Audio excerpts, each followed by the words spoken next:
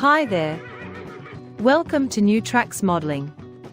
New Tracks is an exciting new digital opportunity to obtain mentoring to help you improve your modeling. You will meet talented modelers and manufacturers from all over the world who share their model building skills and artistic advice. Improve your modeling and increase the confidence in your modeling efforts. Share your building efforts with fellow modelers and have some fun doing it.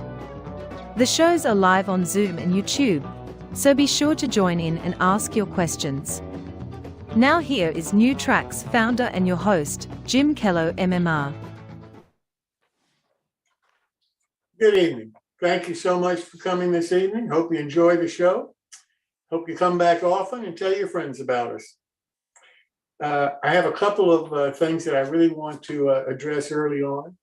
Number one is the Walters 2022 scholarship program. They're offering two $2,500 scholarships to high school graduating model railroaders who are going to continue their education in some form of a STEM program at college or a junior college. They're the only company that I know that's offering this right now. I've talked to the Association of Hobby Manufacturers about them possibly offering similar scholarships. And I really think it's a wonderful program that Walters has started. And I think that it's something that all of us who have kids or grandkids that might qualify for it need to consider participating in it, because I do think that it's a wonderful opportunity to help kids with their college education. Ken, I don't know what happened, but my screen went blank. Next, I'd like to introduce Dave Schultz. Dave is part of the group that's sponsoring the O-Scale meet in Chicago coming up. I think it starts April the 2nd. Dave, you can correct me if I'm wrong. And it's really a great show. They're bringing it back because the new people that are involved with it, I think this is the second year that they've done it, because the company that did it for many, many years gave it up, and now it's taken over by a new group of volunteers, thank goodness. This is a show that's really close to my own heart. It's the first show that I ever entered a contest with a model. And I was scared to death to go to the room where the contest was being held, but I'm glad that I did. So Dave, if you'd like to talk about the show a few minutes. Yep, I will do that. As you mentioned, Jim, it is April 1st, 2nd, and 3rd. The setup starts on Friday. We're actually increasing the setup time. It used to be from like 5 to 9, and now we're going to do 1 and 1,300 to about 2,000 now. So you'll have a good 7 hours to get set up in the show. Being held at the Westin Lombard, same place has been for quite a few years. This would be our second year, except last year we had to cancel because of the coronavirus. So this is actually the first time that the group that I'm involved with will be running the show.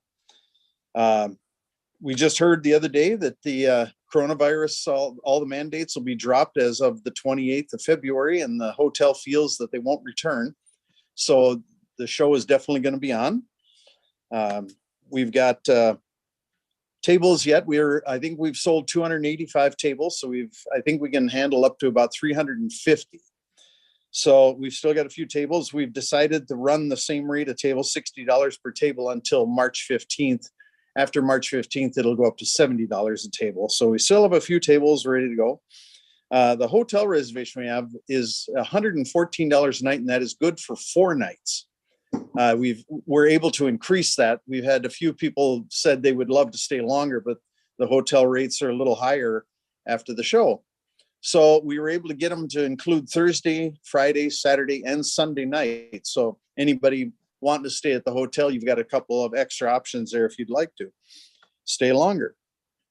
One of the things we're going to try and do is move the contest into the foyer. The contest in the past has always been in a back room on the other side of the hotel. And I think we're going to try and move that up to the foyer so we get a lot more traffic in there. Tables available for contest. And the other thing we'd like to try and do is have just a display area. We had a few people request if they could just have a spot to display their half finished models. They're not really ready to enter the contest. So they want to display ours. So we're really going to try and provide that. I'm not sure exactly how we're going to lay everything out, but we're certainly going to try. I've got a few things to display, and as well as my son, James. And the display area, we're going to try and do a popular vote. So when people come in, they can vote on what they like the best. Anyway, if they want further information, I see you got the flyer up on the screen. Further information, you can go to that www.marchmeet.net.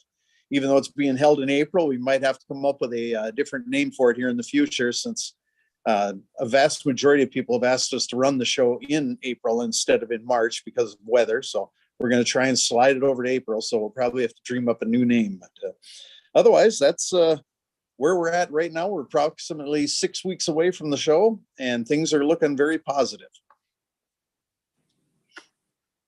Jay, thanks so very much. I hope everybody considers going to the show because I used to enjoy it tremendously. It's been many years now since I've been to it, but it was really a highlight, particularly for O Scalers. I mean, it was a show you couldn't miss, and I'm so happy that it's being able to be continued. So thanks so much, Dave, for being here tonight. Yep, you're welcome, Jim. I'd also like to reinforce again, we now have Saturday shows, the New Tracks scratch building workshops that Chris Blackmar is moderating for us. And he's here tonight. Chris, would you like to talk about those for a minute? Certainly. Well, we're still having some good attendance on the shows, and as we're moving forward here, trying to get this thing launched. Right now, it looks like I've got 4 or 5 people building the concept model along with us. And we're posting tools and materials and files for 3D printing, as well as 3D CAD drawings and a set of 6 working files or drawings that are a little bit more traditional on our New Tracks website underneath the workshop page. And this upcoming week, I'm going to take everybody down a real different rabbit hole. I decided to move it up a week in the siding, coloring of siding. And I'm going to take a real close look at pastels. And unlike most clinics or things where you guys have seen that you just use XYZ color, a pastel, grind it up and apply it with a brush to kind of do some weathering, I'm going to actually get into the different types of pastels. There's 3 different types of soft pastels.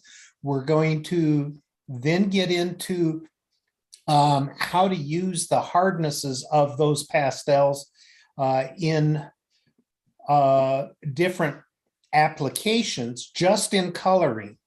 And so it's going to be a real different, more extensive transfer of knowledge of soft pastels than what you're probably normally used to.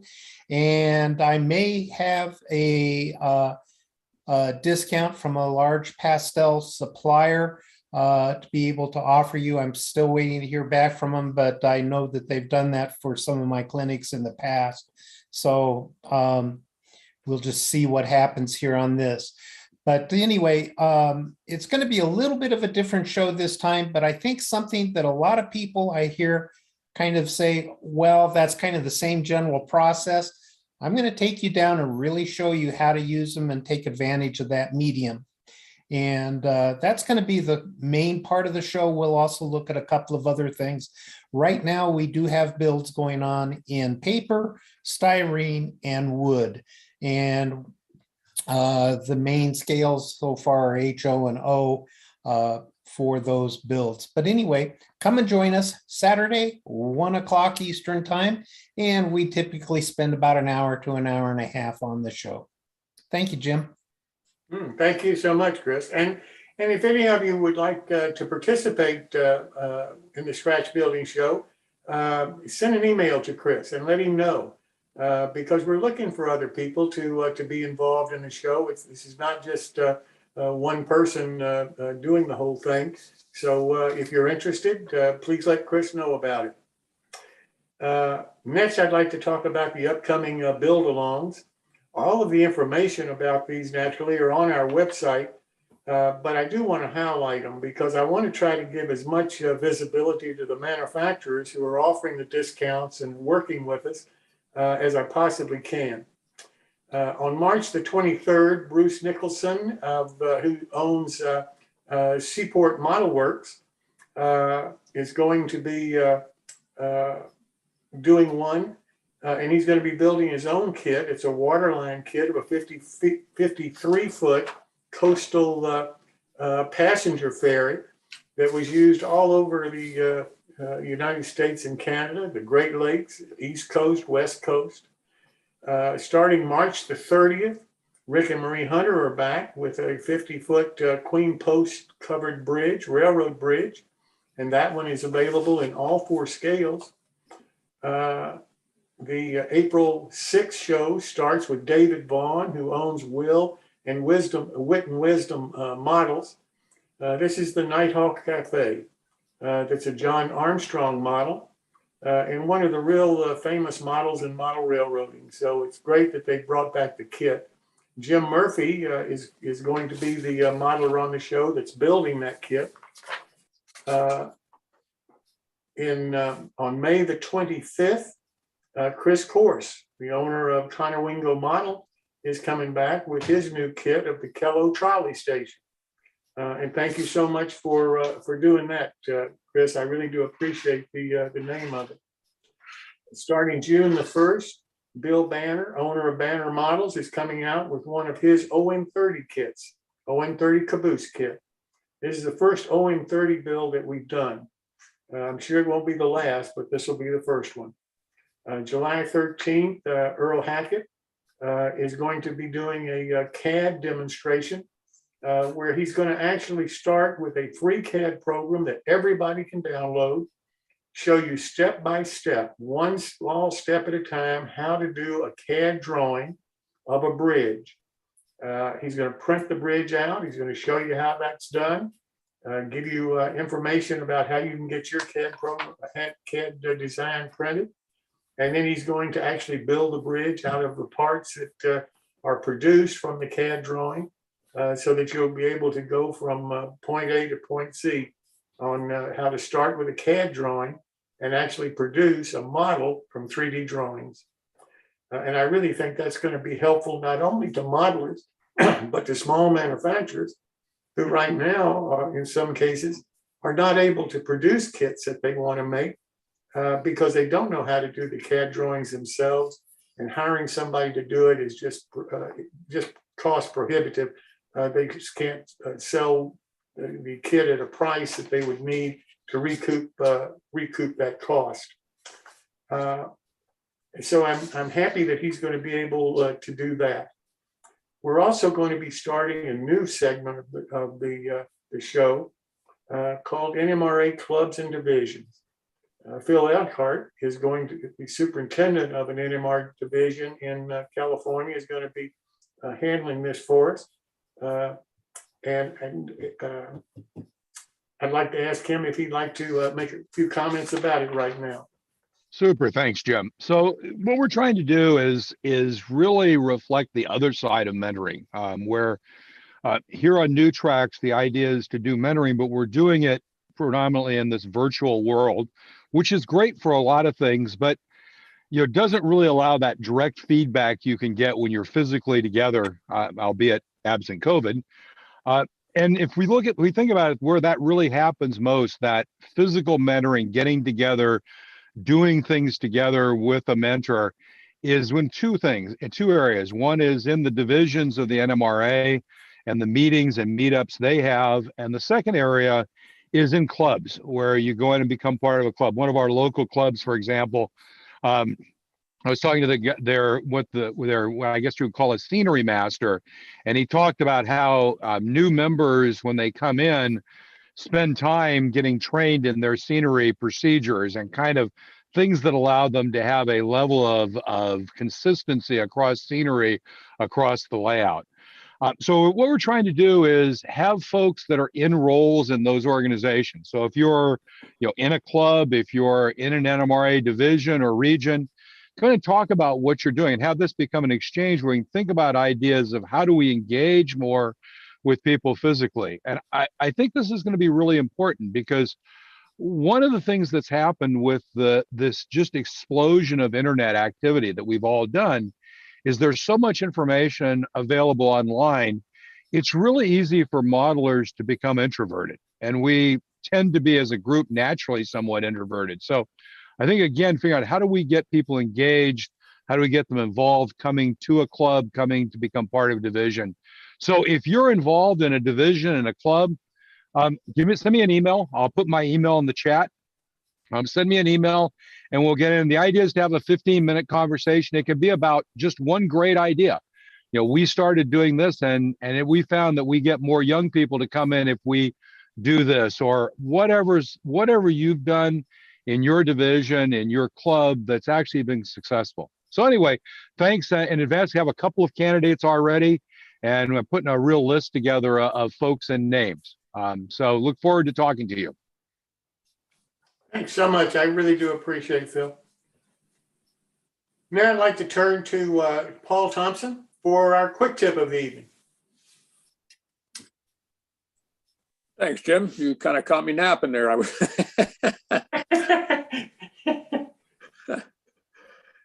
Okay. This is screen share time. I thought I'd point out a little something that I found to solve a bit of a problem I had, and that was a Tamiya 74111. It's almost like a pen saw. As you can see, this is what I bought, and this is what I got when I opened it up. It's a small flexible blade. There's a kind of a pointy blade, and there's also a flat blade. So for anybody that's got a problem getting a Zona saw on a small part somewhere, this may be an option. It's good for plastic and wood. I found the blade to be a little flexible, but as you can see, it cuts quite cleanly through plastic. It's quite nice. It's not something you'd force, but it's an option. And it's about the size of a pen, and a pen with a blade on it. So it's quite unique. And I have had a few people give me some tips that I'm working on starting to put forward from other people. And if anybody's got any, just send them along. My email's a bit clunky right now. They've changed the program and I'm working on that. But otherwise, I'm still looking. And that's it for tonight. Thank you.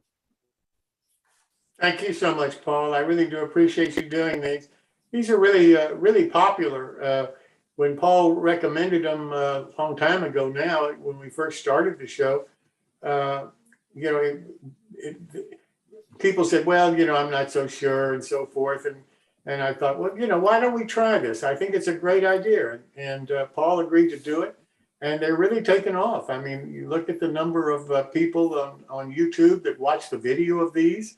And we break these out individually. We show that we have a video on YouTube of each one of Paul's separately. And if you go and you look at the number of people that look at these, it's amazing to me how popular they are. And I really do appreciate, Paul, you coming up with the idea and agreeing to do this for us. You and Ted Becker both, who's filled in for you from time to time. Can't thank you guys enough. Thank you, Jim. And I'm sure Ted thanks you. Now I'd like to turn to Darryl Jacobs for the art of detail. Darryl, thank you so much for doing this.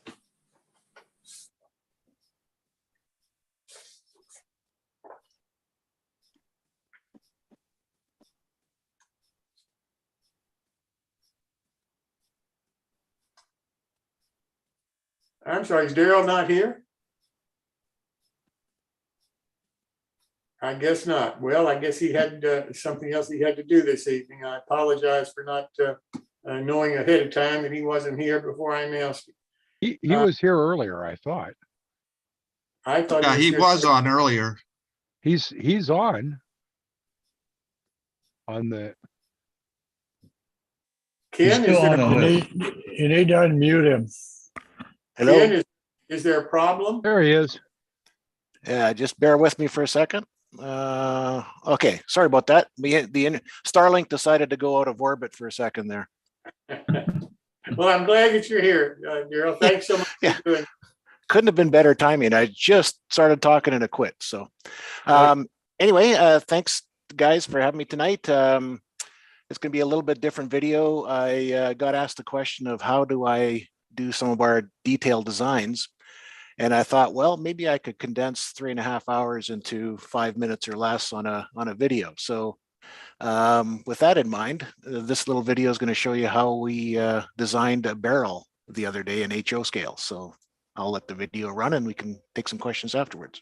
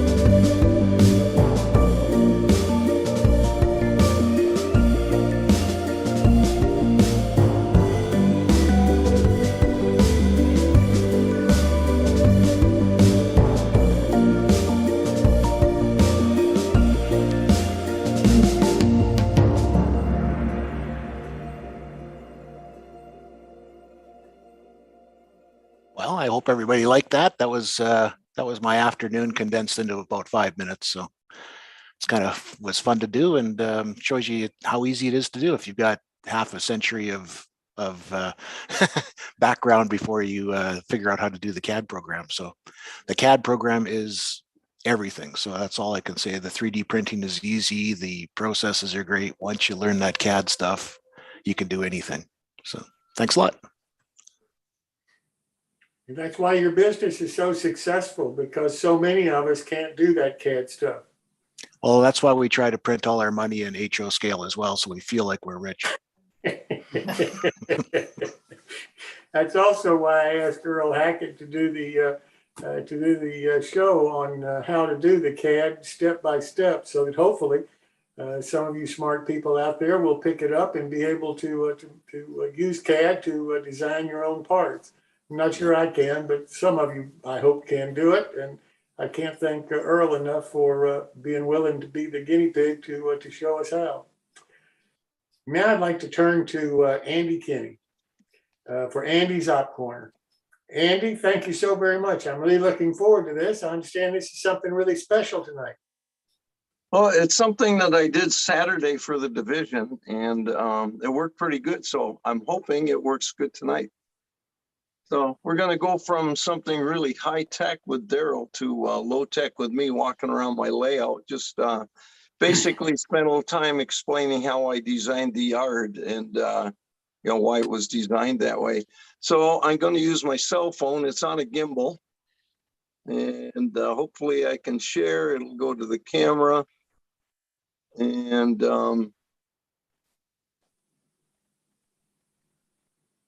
well, it's not, oh, camera's paused.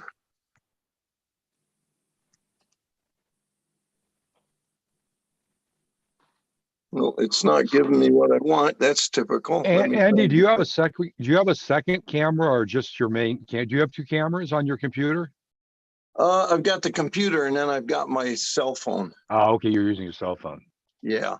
Okay, I have to figure out how to get back in here now.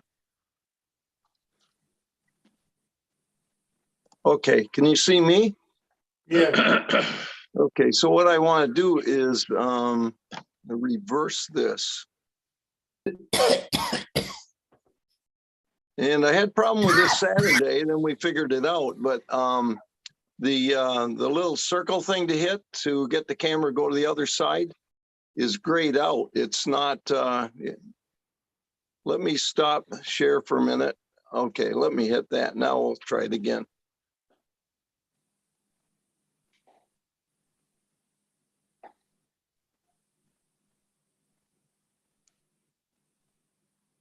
No, damn. Anybody got any expertise in this?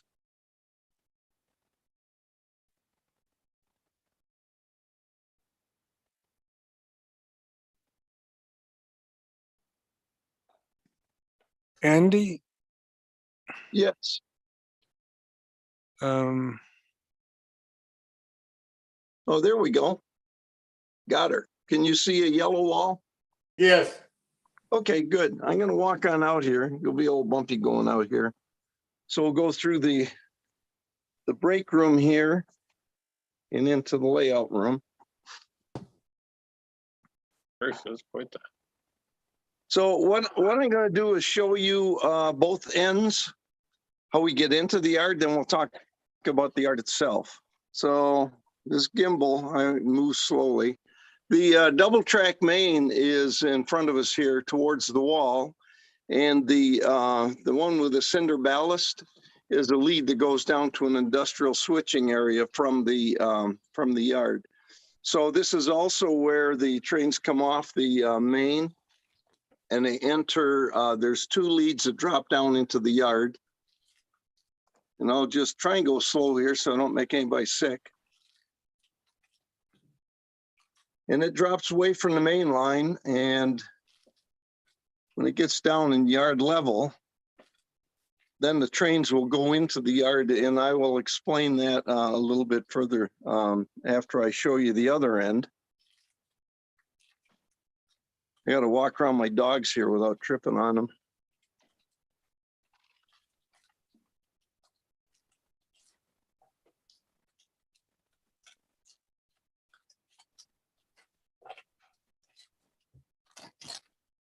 So I won't go any further than this. Looking down, let's see, I've got a long, I guess, extension you call it under the phone, so I can't reach in too far, but you can see the double track main is raised along the fascia. And you should be able to see a track that climbs up along that wall and joins the, let me try and, there we go. It joins the main way down there by a switch tower. It's not so important to see that as to know that that's how the trains come in from the south. So I showed you the north, that's the south. Looks like an operated layout though.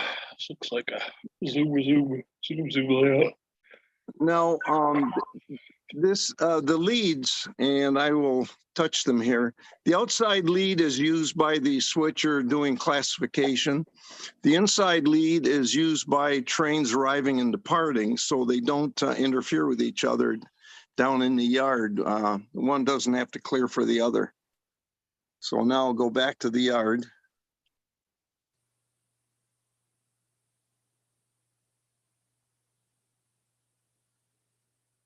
And let me see if I can get this set up here.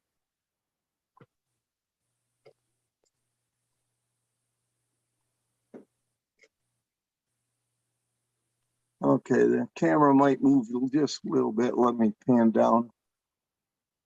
All right, so can you see me okay here? Yeah. All right. So the outside lead that I showed you back over there is this track here, and this becomes the ladder track for the classification yard. The caboose track, and then this is the inside lead that takes you to the arrival departure, the 3 arrival departure tracks. So you can see there's no interference between trains. And that was important for me because there's a lot of traffic in this yard. I'll move the camera again here.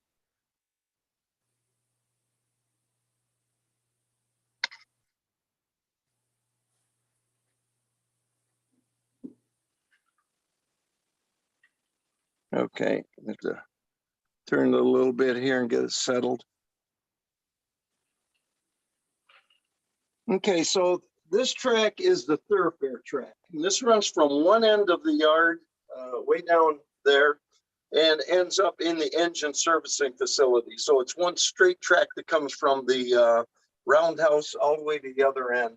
And that allows traffic to get back and forth, power and that when you're working in the yard. And you can shuttle cars back and forth between switch crews when you need to. So we've got 3 arrival departure tracks here.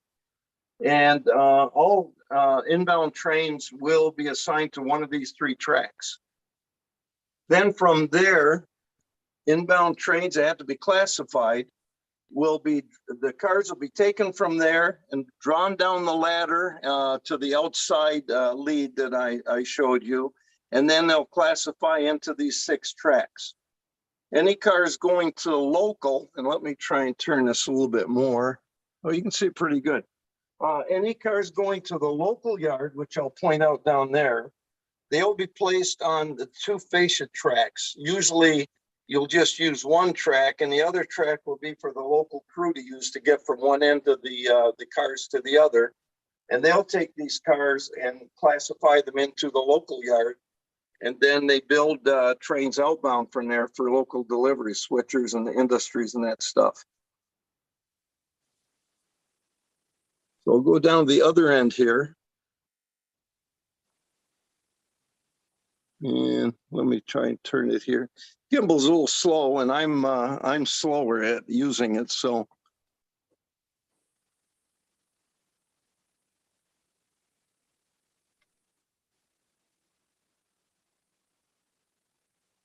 Okay, so I'll show a little bit more of the local yard in a minute, but when the local yard switcher, they usually sit here on the caboose track out of the way. When he's switching, he will take from either one of these that he uses to shove in and classify, and the other he keeps open. But he will classify them into the 10 tracks for the industries and local delivery. And then when they're ready to to build a train for local delivery. They'll pull the cars out. They'll block them if they have to. They will put a caboose on whatever end it has to go on. If the train's going out to the north, then of course it'd be at that end, the south end, and vice versa. And he can pull that train back into the open track, just leave it sit, and the local yard crew, or I should say the crew that's going to be taking that train, they will pick up their power at the diesel house, and they'll come around, tie onto the train, and they can leave right from here, right up the ladder, and then right on out. Or they can go that way, right on out. So that's how we work the local yard. I will turn this around so you can see the local yard a little better.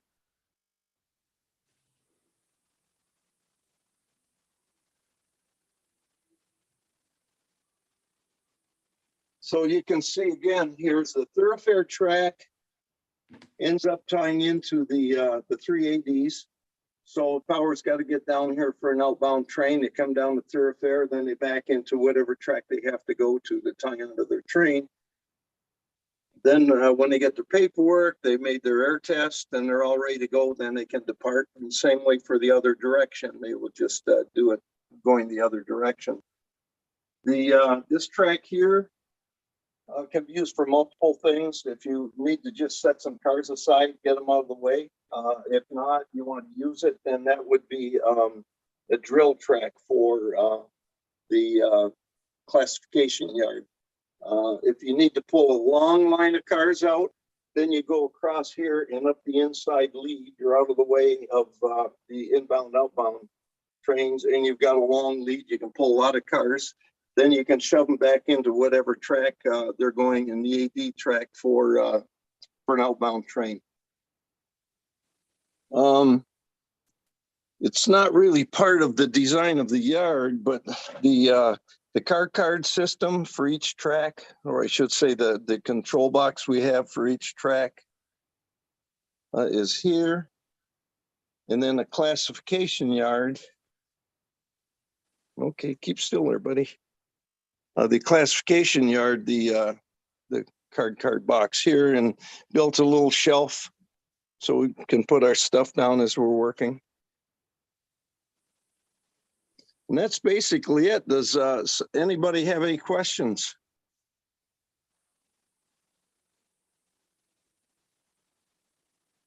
Are you Andy, still listening? Yeah. Andy, how long does it take one of your volunteers to learn how to actually use your yard? Well, normally what we have is one. I've got several people well experienced. One's a retired conductor off the well, he was CNO plus Penn Central Conrail. Mm-hmm. But normally we'll have one person working the local yard and two people doing the classifying in the main yard. So we might have a new person working with an experienced person. But it'll fall down real fast if you just give the guy the yard and tell him to go when he doesn't know what he's doing. And it's not his fault. That's why we have to be very careful. It takes the better part of 20 people to run the railroad when we have an op session. So we usually have a few new guys, and we'll put them with experienced people in different positions so they can learn. I would imagine on your railroad, the operation of the yard is probably, if not one of the most critical jobs that you've got. Yes, no, that's definitely true. I'll take you down here and just show you, since we're talking about yards. There's 3 yards on the railroad. The Cedar Hill yard is right here, and that's a yard where several locals work out of. Here again, let me pan up. And so they go out to the different towns around and industries, and they work those. So that alleviates some of the work out of Gresham Yard. Then up above that is Ribo Yard, which is actually the Rock Island and B&O both. And this is set up just as 6 classification tracks, quite long. And Rock Island and B&O, let me boost this up a little bit. Rock Island B&O interchange here. And You can see their power down here. There's no local yard here. Let me get this glue bottle out. And I'm still working in a lot of areas here. Then the other yard I have, we're not really operating yet, but this is the coach yard. And from the coach yard, you come around to the passenger station. And we hope to get passenger trains running in this next year here, once we get back to operating. And that's a model of a homemade model of Indianapolis Union Station the gentleman made, and he passed away. The club had it. It used to be in the actual station, and they had no use for it. Nobody could use it, so they brought it up and gave it to me, which was really nice. So those are the 4 yards on the railroad.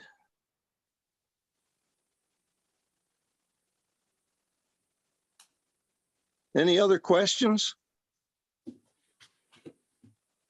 Fantastic. I really do appreciate you taking the time to show it to us tonight, Andy. Thank you so much. Well, you're welcome. One of the things we're going to do is I want to do a complete tour of the railroad doing it like this. But then we also want to do a second one when you've got time for it, for an operating session, when we have a bunch of people down here running trains. Andy, there's a large helix in the lower left of the frame there. Oh, How right here. far down does that go? Okay, this is the backbuster staging. And you can see we're not using it, but you can see trains on the other side. Yes. So we can have 22 trains come out of Bowling Green. This is north end of the railroad, Bowling Green. Oh my goodness. And then I'll just take you. Oops, my gimbal's kind of acting weird here on me. See if I can turn it around here. There we go. Here's Columbia, which is south of Nashville, and that's the other end of the railroad. That's up on the third deck. And we're doing some work on this right now. It's kind of messy. Do you get any volunteers for track cleaning? I tell you, this is a messy basement, or we got dirt road out front. It's just we got the dogs, and it's dusty and it's a lot of hair, and we're continually cleaning all the time. So I've got a great crew. They come over every Tuesday morning and work on the railroads. You can see we got a long ways to go yet. But this is the last place I was working right here. I ripped all these tracks up and rebuilt them to fast track standards. And then this is some of that stuff I'm using, the quilting fabric, or I should say the quilting batting. You see a little bit down here and right here. And I glue it down, paint it, and then put the different green colors, the acrylic greens. And that's just the base. And from there you can put grass, trees, bushes, whatever you want on it. So that just got done. I'm slowly going across the railroad and rebuilding all the switches, but I know I'm never going to get them all done with all the switches on this railroad. Andy, I have one question from YouTube. The person Yes. would like to see the lift up at the entry of the layout and know how it operates. The lift up, I had it hinged and built to lift up, but it's never been lifted up. So we just leave it like it is. And it's a high enough, I put brass handles. This one here is actually off of I think a passenger car, maybe a caboose. And this other one is as close as I could get to matching it, which isn't close. But anyways, we use that, or we keep a chair that's low. You can see right here, and they can scoot under it, but you cannot raise this. Anything else? You were showing the yards where you build your locals, and Yes. do they service industrial parks or like out on your main line? Do you have small towns with a few industries that they serve? Yeah, I can, I'm taking up more than 15 minutes. It's up to you guys. I'll be happy to talk about it. Go ahead. Okay. So the one comes out, and this is Madison. This is a Madison industrial lead. So it comes out of the yard. It never goes on the main line. And this section here is also within yard limits. So the other industrial switcher that comes out, and it comes across the main line in yard limits, so he has no problems. And he will switch out this industry. I have a produce industry here, and one of my friends has a building. They're painting it, putting the windows in and everything. And this is Ford Motor Company. So that's switched out by there. And then I'll show you going down here to Madison. I wish I keep this gimbal in a little better shape, but there we go. And this comes down to Madison and switches out the different industries here. You see a lot of the buildings, a lot of the scenery, and that's not complete yet. And to see it from the end here.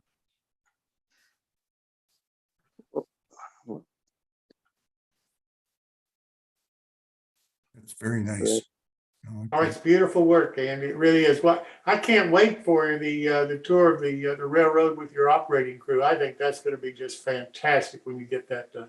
Yeah, we're looking forward to it because we haven't operated in 2 years. So the railroad sat idle all that time. So. Well, it's going to be a real thrill to see it. I tell you, I really do appreciate it. And thank you so much for sharing this tonight with us. Oh, you're welcome. Like I say, sorry I took up so much time, but it's hard to do that in 15. I understand. Thanks again. Really appreciate it. Okay, I'll pass back now. I'll stop share. There we go. Thank you. You're welcome. Well, now I'd like to move along to our build along tonight with Martin Breckbild, MMR. You all have met Martin many times. He's showed us some fantastic modeling in the past, and tonight he's going to be building a Kershaw models kit. Martin, welcome. Evening, Jim. Let's see if I can get things to work here. That looks like it's working. Yes, sir. So we'll pick up where we were, wherever that was. It's lost in time a week ago, so I don't know where it was or when it was. But apparently we put together the basic shell of the structure, according to my notes, and I have no choice but to believe them at this point. So we'll go forward, since going backwards is counterproductive. This is the parts, or these are the parts for this little bump out section on the side of the building.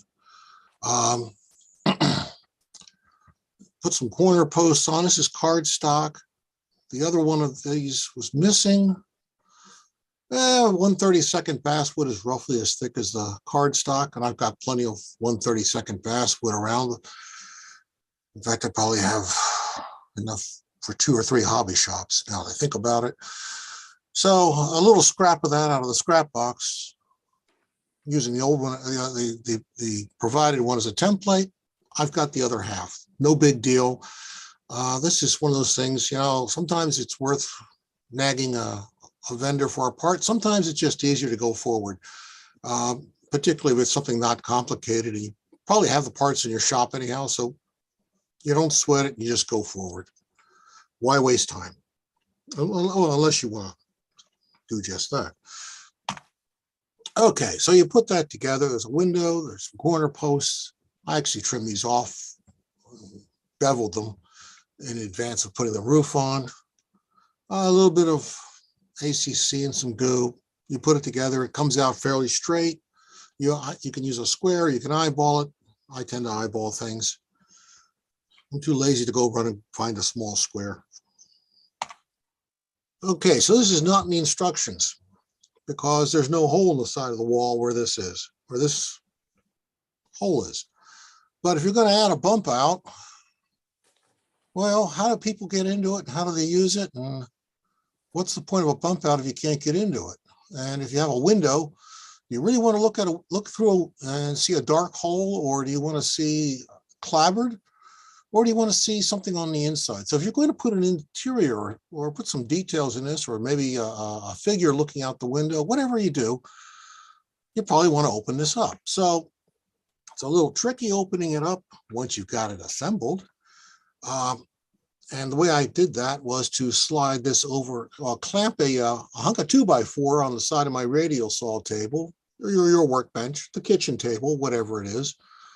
Slide this over the 2x4 to hold it with this facing up, and then just slice this hole out with a scalpel. And it takes a couple of passes because that's 16-inch thick milled clapboard, but it does come out. And a couple of these extra pieces of corner beam stock, just frame it out and make it smooth edges. And if you measure against the bump out you've already made, you know the dimensions you want. So this should fit right up tight against it. Gosh, it almost does. Tacked it in place with some glue and some ACC. We'll worry about the gaps later when we put the sheathing on the outside of this. But it's not a big deal to cut a hole in the side of your kit. I've done this many times, and the most infamous one is the church. It's on my layout, which after I got it assembled, I decided it was too big, so I turned it on its side and ran it through the bandsaw and took off a third of the back of it. It's amazing what you can do with a sharp blade on a bandsaw. Goes right through most O-scale kits. So you've got this corrugated siding, roofing, whatever it is, provided in the kit. I have no idea what this stuff really is made out of. It's some sort of paper wood product, card. I'm not sure what it is, but it's very nice looking. It has a nice appearance, nice corrugation, although it is a bit fragile. It tends to break, oddly enough, right in the valleys of the corrugation. Fancy that. But with some care, I painted it with some platinum mist. It gets you a nice silvery color. I've got a couple of bottles of that still left over on the shelf. You can find some flat aluminum, flat steel, whatever you'd like to paint this, but painting some things in advance pays off because doing it later is sometimes harder. So I sliced and diced it up into 3-foot wide pieces, bits, and stuck it on this, stacked it up. It looks a little bit better than the one side of my tractor shed up in Pennsylvania, but I think it'll do okay. I might need a little of a bit of a massage to get it flattened down into putting a window back in place here. But you get creative with that. Scalpels and hammers and anvils and things come into mind. Okay, so we're going to look forward to doing the roofing. Thanks a little forethought here. The roofing here that's supplied is just cardstock again. Doesn't give you a lot of surface area to tack it down, just with a 16th inch all the way around. So I've gone and added the larger bracing boards, put a ridge pole across, put some bracing here, here, here, here. This is also where we've trimmed off the tops of these corner posts, sanded them to match the roof angle, and also taken a sanding block, in my case, a 2x4 with a piece of 100 grit sandpaper on it, put a bevel on the top of the clapboard. So the roof will sit down nice and tight and smooth on there. So you'll get maximum surface area to tack that roof down. So you don't want to see it peeling up later, and you don't want some unsightly gaps in it. So down here at the bottom, I didn't bother to put that much. I didn't put a piece across the top here because I'm not going to worry about that because of the type of roofing that gets on that roof. Okay, I started painting. And my better half goes through my selection of paints and says, these are the colors you're going to use. Okay, Yes, dear. She has a better eye than I do sometimes, most times, almost always. And she's not in the room. Well, most times. So she's in the room, it's always. Canadian National Gray. I don't know why I even have this bottle of paint, but it's not a bad color. Brunswick Green. I have too many bottles of that. I should put it on eBay and supplement my retirement. Some roof red for the door. Okay, it's door red now. And get a little bit of that Brunswick green on the doorknob. Now's as good as any time before you forget. It may be harder to get there later. And while I was at it, I thought, well, you know, I've added this bump out on the outside with an opening. I'm going to add some more interior walls just for fun and just to block some light, the light passage through the first floor.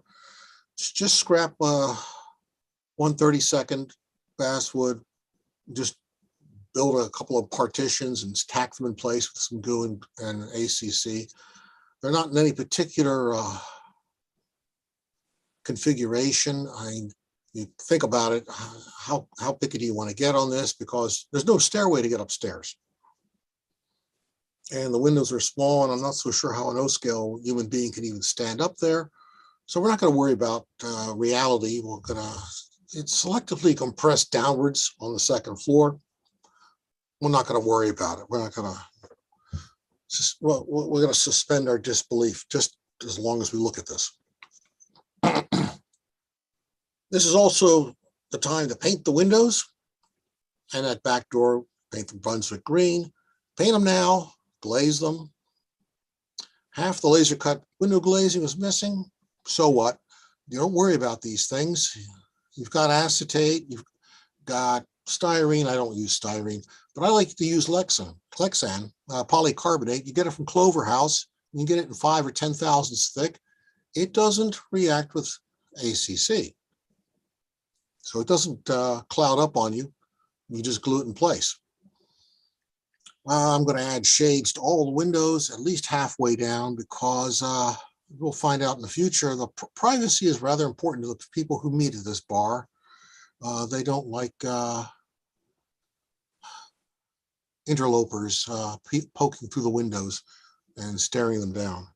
They're a peculiar group of individuals.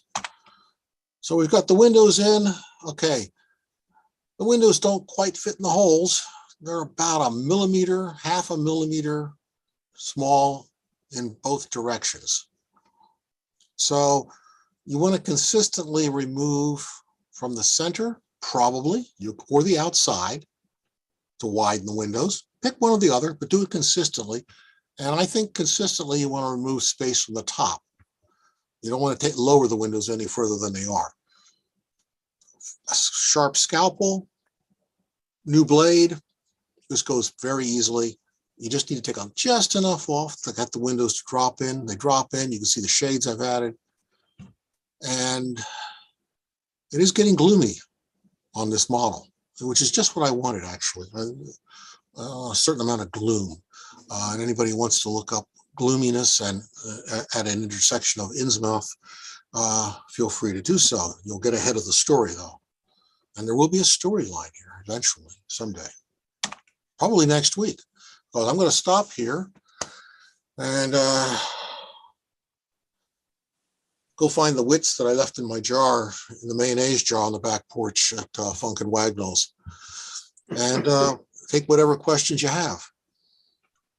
Well, Martin, I think you've certainly captured the gloominess of Carl Gallane. After all, that's less frequented by humans, so you've got gloomy down south. You have looked things up, have you now? Now that's from another lifetime. Thank you very much. You naughty boy. You're jumping the gun on the storyline. It's going to get more interesting. I assure you. I'll do everything I can to make it more interesting. Other people seem to want to put stories together, and I figured I'm going to do something a little peculiar, which should shoot. We trust you, Martin. No problem. Oh, gosh, there's a confession of foolishness. Any other questions, gentlemen? Ladies and gentlemen, whichever you are. Resounding silence, crickets in the house. Okay. Thank you, Martin. You did a beautiful job again. Well, we'll see you next week, and I'll stop sharing there. Thank you so much, sir. I appreciate it. No problem. Well, now I'd like to go to our feature tonight, which is you guys showing the models that you've built under my bill that Chris Course moderates for us. And I really do appreciate everybody that has contacted Chris for this. Again, our sponsor for this is Model Railroad Resource, LLC, who's owned by Amy and Dan Darty. And they publish the two magazines that I write for. So Ken, if you could please run the promotional video for the sponsorship.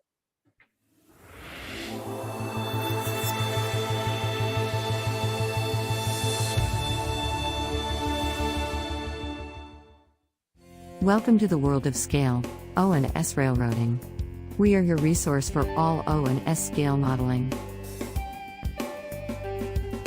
Both our magazines are advertiser supported and free to read online, download as a PDF, or even print. All advertisers are hot linked to their website, so if you see something you like, just click.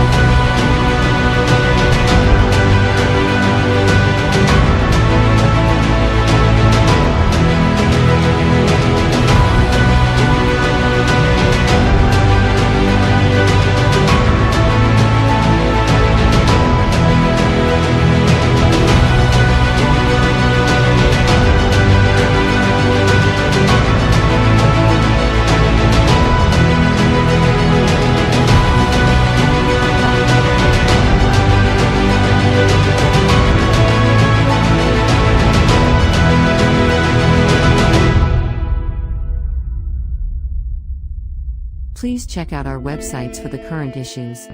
All back issues available free for the O-Scale resource and the S-Scale resource magazines. And, if you are a manufacturer, distributor, or retail establishment, please contact us through our website for advertising opportunities.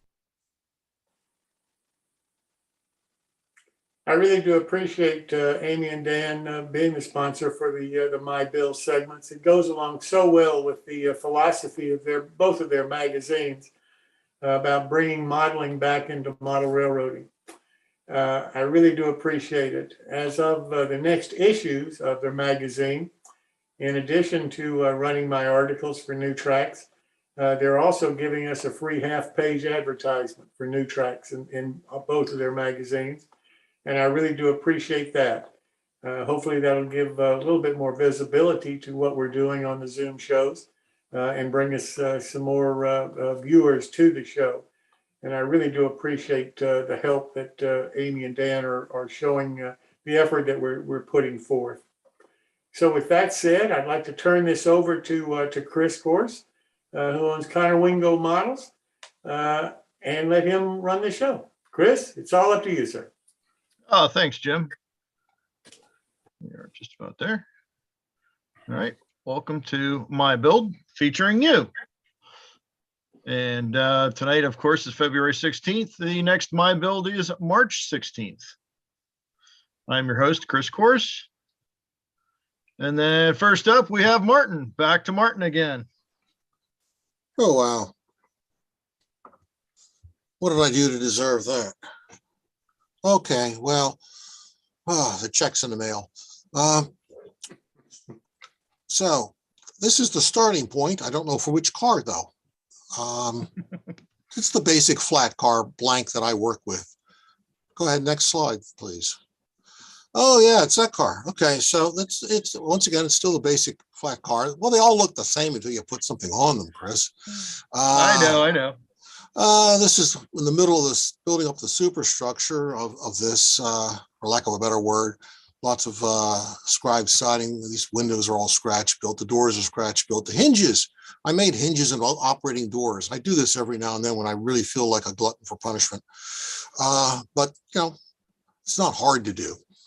It's just some brass stock and some brass tubing soldered all together. Make a pivot point and hang the door. Just like any old barn door, works just fine. Next slide. A little further along, a bit of paint, some weathering, some railings. This is all Western red cedar I got from Kapler. It's nice and crooked, so it works out rather nicely when you want something a little rough. Okay, next slide then. And I guess this is the completed car from the side view. Yeah, I guess it is. So this is one side. I'll just go to the next slide. You know, this is kind of boring. There's a tool bench over at this end. There's all kinds of stuff over here. Stack, that's an old Traincraft white metal casting that I drilled out and used. This is actually a paper printed roof, Paper Creek, I think. Old stuff, but looks rather good. It's the last I had of this particular type. Next slide. Yeah, so you got a workbench, vise, toys, tools, leftover stuff, and a nice little lantern over here so you can see what kind of a mess you're making in the dark, so somebody won't run into the back of you. Hunk of chain on the hook here, all kinds of just stuff laying around.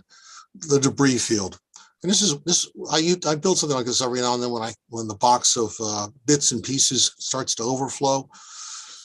It's a great way to get rid of them. You put them all, just to clump them all together, and oh, good, it's all gone away until the next time.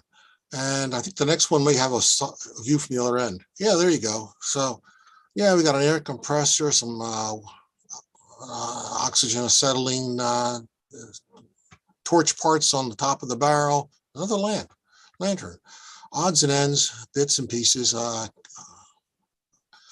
roll of cable, jack over here, and of course a water cooler because you might get thirsty or not while you're working. Okay, next slide. Oh yeah, so this is the flat car base that I used for this show 6-9 months ago when I showed how I do truss rods, which is why this particular flat car underbody has nothing on it in the way of a brake system. Well, I added a brake system. A lot of fun working around the truss rods doing that, but it's perfectly doable. And yeah, I think this was, in fact, this was the car. I got bored working on the other car about 3 weeks ago, and I decided I've got to do something else for a little while just to get this other box of rubbish off the back end of my workbench. So I decided I'll build another car and put the other green thing away for 2 weeks and come back to it. So I grabbed this, and what's the next slide look like here? Yeah, so I fast forward to the very end. I had these resin casting water tanks in a box. And I thought, what am I ever going to do with these things? So I thought, well, yeah, put them on top of a flat car. Now they actually have a purpose, and some other debris, a toolbox, lots of tools, oil, gas cans, a ladder, odds and ends, the debris field. Go ahead, next slide. Yeah, it's all too clean right now. It needs more debris. I'll figure out, I'll accumulate some more rubbish and throw it all in this car later. Maybe add a figure, a dog. Needs a dog, I think. I like to put a dog on maintenance away cars just for the heck of it. And I don't know if there's another one or not. Oh gosh, there's one from above. So the toolbox has tools in it. It needs more tools. But I got tired of trying to paint O-scale screwdrivers. They are, I have them, but even my eyes aren't very good at painting those. I got to find somebody who has better eyes. Okay, I think that's it. Is it not? Nope. There's another. No. That's it. But wait, there's more. No, there can't be. Please don't tell me there's more. There's just this one, right? Yep, that's it. Hooray! I'm done. All right. Any questions for Greg or for Martin rather? Someone wanted to know if that was flow quill. Yeah, it was, and it was Coach Green. Rich wanted to know it was Coach Green flow quill. No, not he. I was on the other car, all the faded green stuff. This I don't even know what this is. I think this is actually Polyscale sea green, but it could be the Coach Green too. I don't know. The box could be Coach Green, and the green on the tools is definitely Polyscale sea green, but this could be flow quill, Coach Green. Anything else? Anybody? All righty. Well, that's what I did last month. I'll have 2 more for you next month. All righty. Well, thank you, Martin. Interesting as always. I always look forward to when I get the email from you. I'm like, oh, what did he do this month? Yeah. Yeah, there should be at least 2 more next month. All right, cool. Thank you very much. All righty. Next up, Greg. Hi, Chris. Hey, Greg. You ready? Oh, I suppose so. All right, here we go. Oh yeah, the lighthouse. Yeah, you should know a little bit about this. Yeah, a little bit. This is a kit I built about 4 months ago. It's the St. Mary's Gate lighthouse, which is put out by Conowingo Models. And it looked like a very interesting kit. And I was going to give it a try. So lots of parts to this one. Go ahead, next slide. And just to make it more fun, I didn't want to just build it. I went ahead and added a light to it. And I wanted to do more than that. I had to put in a battery box, and the light came with a little switch that would turn it on. And the light was made to go into a lighthouse, so it comes on and off as a rotating beacon would. Next slide.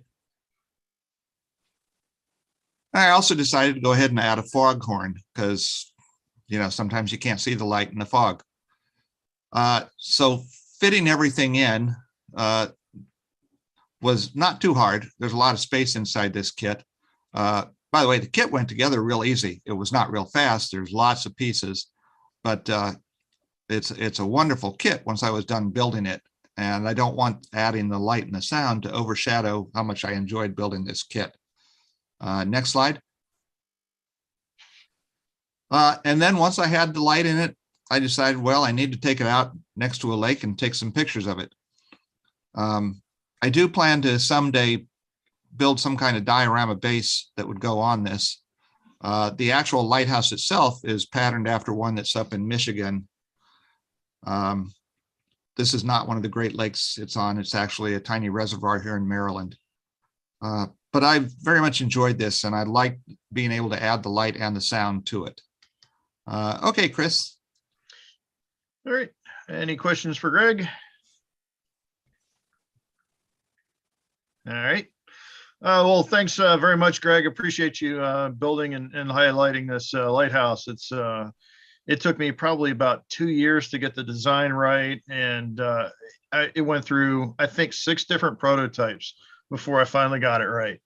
So here we have a wonderful version of it that you did, Greg, and I really appreciate that. It's awesome. Oh, thank you. My pleasure. All righty. What's in the chat? Okay. Oh, there's one more. All right, next up, Jeff Jordan. Hey, hi guys. There you are. All right. You ready? I'm set. All right. I really love this segment because it keeps me from, or gets me past procrastinating. This is a project that was going on for ages, and this My Build coming up encouraged me to finish it up. That my model railroad, Little Colorado, is loosely based on the Rio Grande Southern. It's a series of small vignettes of sections of the Rio Grande Southern. And one of the sections I really like is Lizard Head Pass with its snow shed. And nobody makes a model of a snow shed or a kit of a snow shed like the snow sheds at Lizard Head Pass. And I had photographs, and I searched and searched and found a 1989 issue of Railroad Model Craftsman where somebody modeled the entire snow shed at Lizard Head Pass. I didn't have room for that, but I built my own snow shed here. And then the section that's showing in these photos is kind of trying to reproduce a famous photograph of the goose coming out of the snow shed right by the handcar shed there. And you can see just a little bit. I didn't include a full photo of the entire snow shed because I thought it was kind of boring, but there are a couple of more photos that show bits and pieces of the snow shed. It's about 8 bays long. I calculated there's something like 60 real feet of strip wood to make this thing. It's all individual boards, sides and top, and stained inside and out, so that when I run the little video camera through the snow shed, it doesn't look unfinished inside.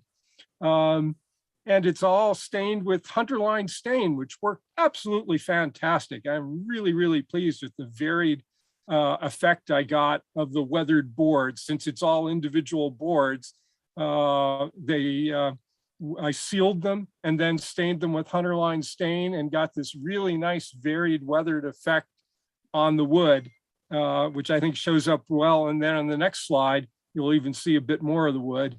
Chris, if you want to flip it to the next slide, please. Sure, there you go. There we go. And you, especially in the lower right one there, you can see how the boards have all taken up the stain differently. And it really, really brings out the effect of the individual boards like the photographs of the real deal.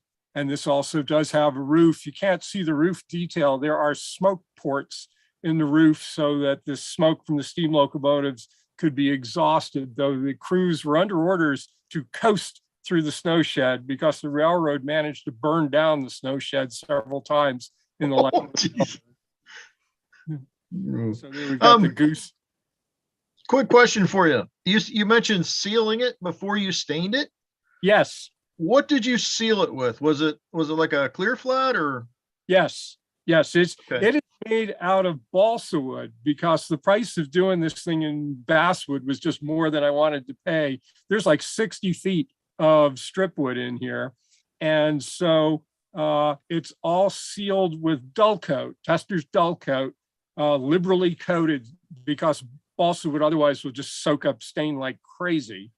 And so I got a nice thorough coat inside and out. And then you can see putting the stain on top of the balsa wood after it's been sealed. It still stains the wood. It doesn't sit on top. It still soaks in, but not nearly as much. I actually built test sections and tried finishing them several different ways to see how they would come out, and tried putting the stain directly on the balsa wood, and it comes out too dark. It soaks it all up. And so the sealer slowed things down just enough, sealed things just enough, and gave me just the effect I was looking for. If you look at the photos of the original and you see the boards are replaced over time, they weathered differently. And this has really got that varied board. So you can see that it's made out of individual boards, top and sides, and came out really well. But another one of my scratch building projects, and now it conceals this corner in the layout. You can see the backdrop there with the aspens, and then that actually does go back to the mountains and looks very reminiscent to the background behind the snow sheds at Lizard Head Pass. And once the weather gets nice, I'll actually start working on the scenery. I'm going to use foam for the base, and I don't want to carve that indoors. It makes too big a mess. But that's why the thing is kind of floating right now, is it will have a foam base in there, which will give me some texture and contour of the surface. And like the original, it's going to have a stockyard actually for sheep inside part of the loop here, right next to the snow shed. And the cars are all Bachmann cars, but all re-lettered by me. Bachmann, of course, didn't put them out, lettered Rio Grande Southern.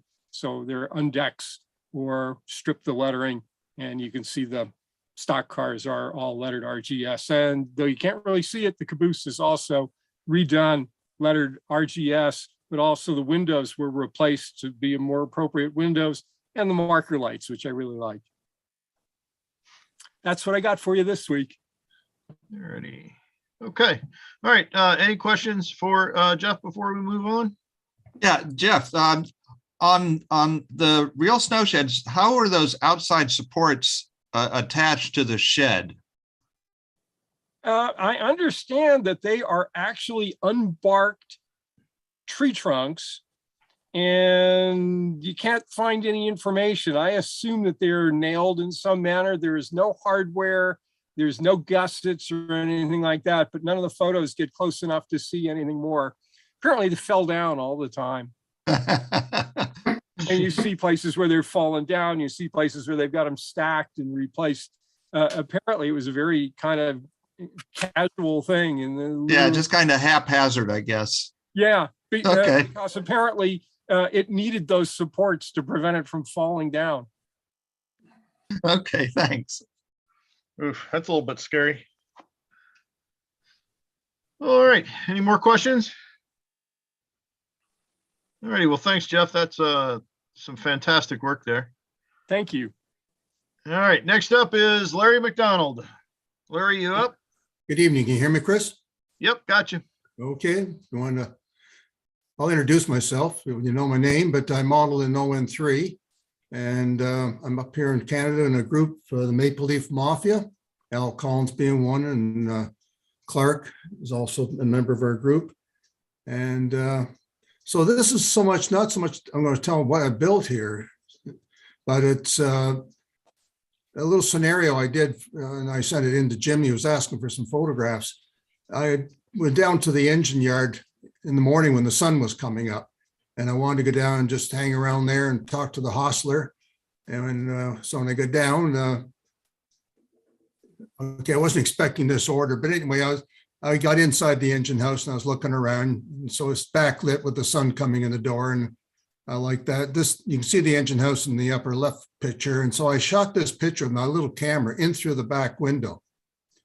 And I did not build this engine house. It was built by another member in our group, Jimmy Culture, but it was built as a single stall engine house. The use for it, and where the side where that engine is sitting was all machine shop. But I wanted it, and he built it for another gentleman who passed away in our group, and so I inherited the building. So I wanted a 2-stall engine house. So It's being transformed. It's not finished yet. I still needs all the detail.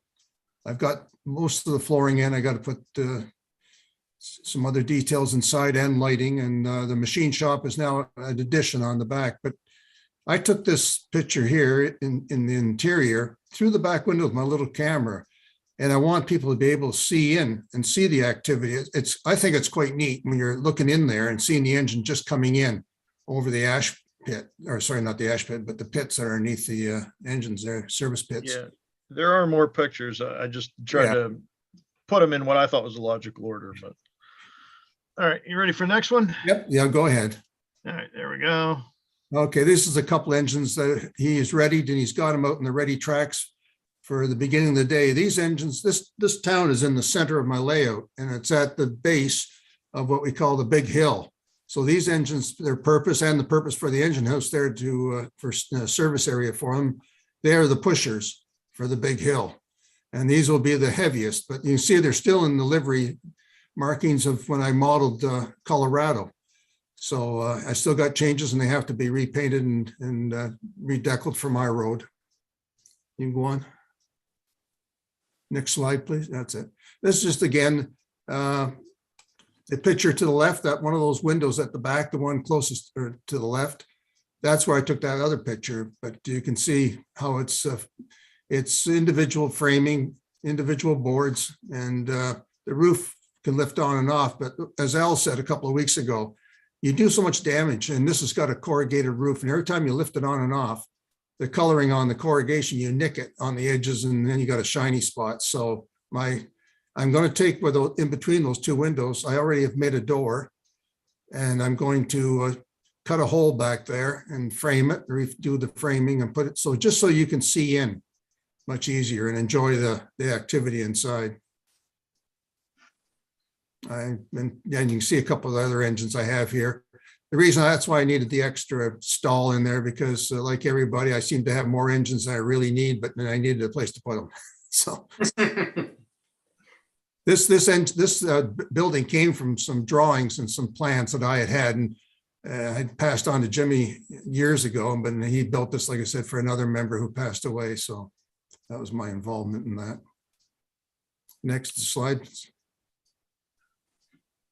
Oh, yeah. While I'm down there, some other visitors came along and they were just snooping around. So you have to put up with them. And this area here is where that person is standing, looking. That's where you're going to be able to look in the back and really appreciate the detail. And then looking through that side door lines up with the machine shop on the other side. So I hope that'll be a good viewpoint. I'm always concerned about viewpoints, and just like another engine house I'm building, I did a mock-up first just to see how it looks in the scene and what it either adds to the scene or just takes away from a scene. So next slide. Nope, looks like that was it. Oh, that was, yeah, okay. I thought there was a few more. Okay. Nope. That's it. All right. Any questions for Larry? All right.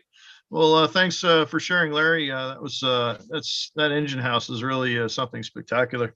It's very close to the edge, and it's on a peninsula in the center of the room, and so you can walk around and see from different angles, but you can see the roof, just how fragile it is. So if I can have you looking in through the windows and in through the doors to see things rather than be taking the roof on and off, I'd sooner do that. Yeah, definitely. Hey, Larry, I got a question for you. Sure.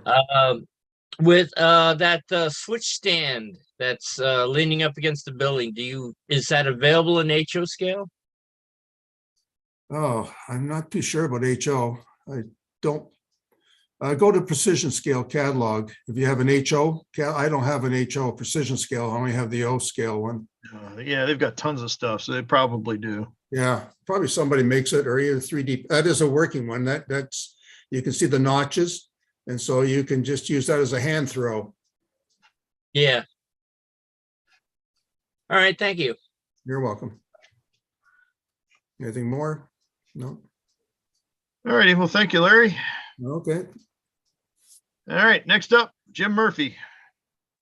Okay, Chris, I'm going to try a screen share. because this is a very personal, here we are, screen share. And this is kind of a personal journey through my youth. I was raised in Western Massachusetts, and a little while back when I saw Bill Davis put together a series on my build of a tobacco barn, I went, well, that's a Southern tobacco barn.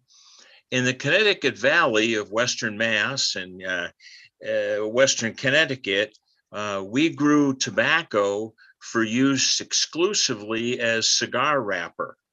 And it was grown underneath a cheesecloth, so it was shade grown, and that particular type of tobacco had to be handled very, very delicately. It was very fragile, and to get that smooth burning effect on wrapping a cigar, you needed to dry it slowly and carefully. So the farmers of New England developed these non-vented or non-heated tobacco barns where the sun would be just sufficient to dry the tobacco at very low temperatures, plenty of ventilation. So they developed this barn, which many of which are still standing, and that's where this photo came from, that the no heating was required except the heat of the sun on a warm red barn, and the temperature was controlled by slats on the side that would come out from the sides, as well as vertical end louvers that could be opened and closed to adjust the drying temperature. New England, warm summer days, cool evenings. So it was a very gentle curing for wrapper tobacco. Yeah, it looks very similar to what the Amish have up in about 10 minutes north of here. Exactly. The same type of arrangement where you would go a little too fast. Back to the prototype here. Okay, let me get you back here on the, pardon my jumping around here, but I just want to get right back to the original here. All right, yes, so you would use this, this type of barn.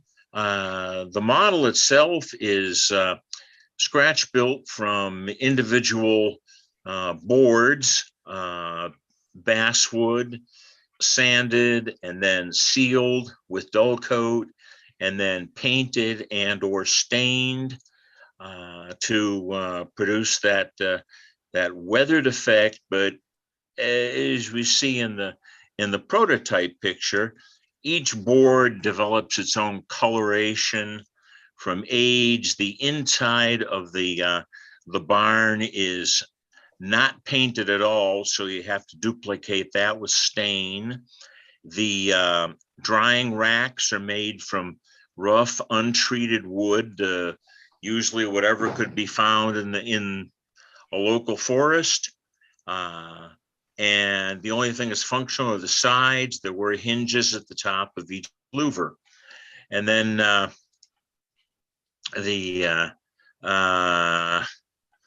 go up a couple, please, here. So each of these slats was applied, was stained individually, painted with some diluted flow quill mixed with hunter line stain, which makes for a very nice coloration on some of the darker boards, both inside and out. And the I don't know why it's jumping around on me. Anyway, the interior, each board was turned on the back side and stained again with, thank you, hunter line, by mixing 3 or 4 different stains on the same palette. All the individual boards could be stained lighter, darker, representing wood that had never been painted on the inside and yet painted red periodically on the outside. The tobacco inside was made from foliage pieces available in dried form from places like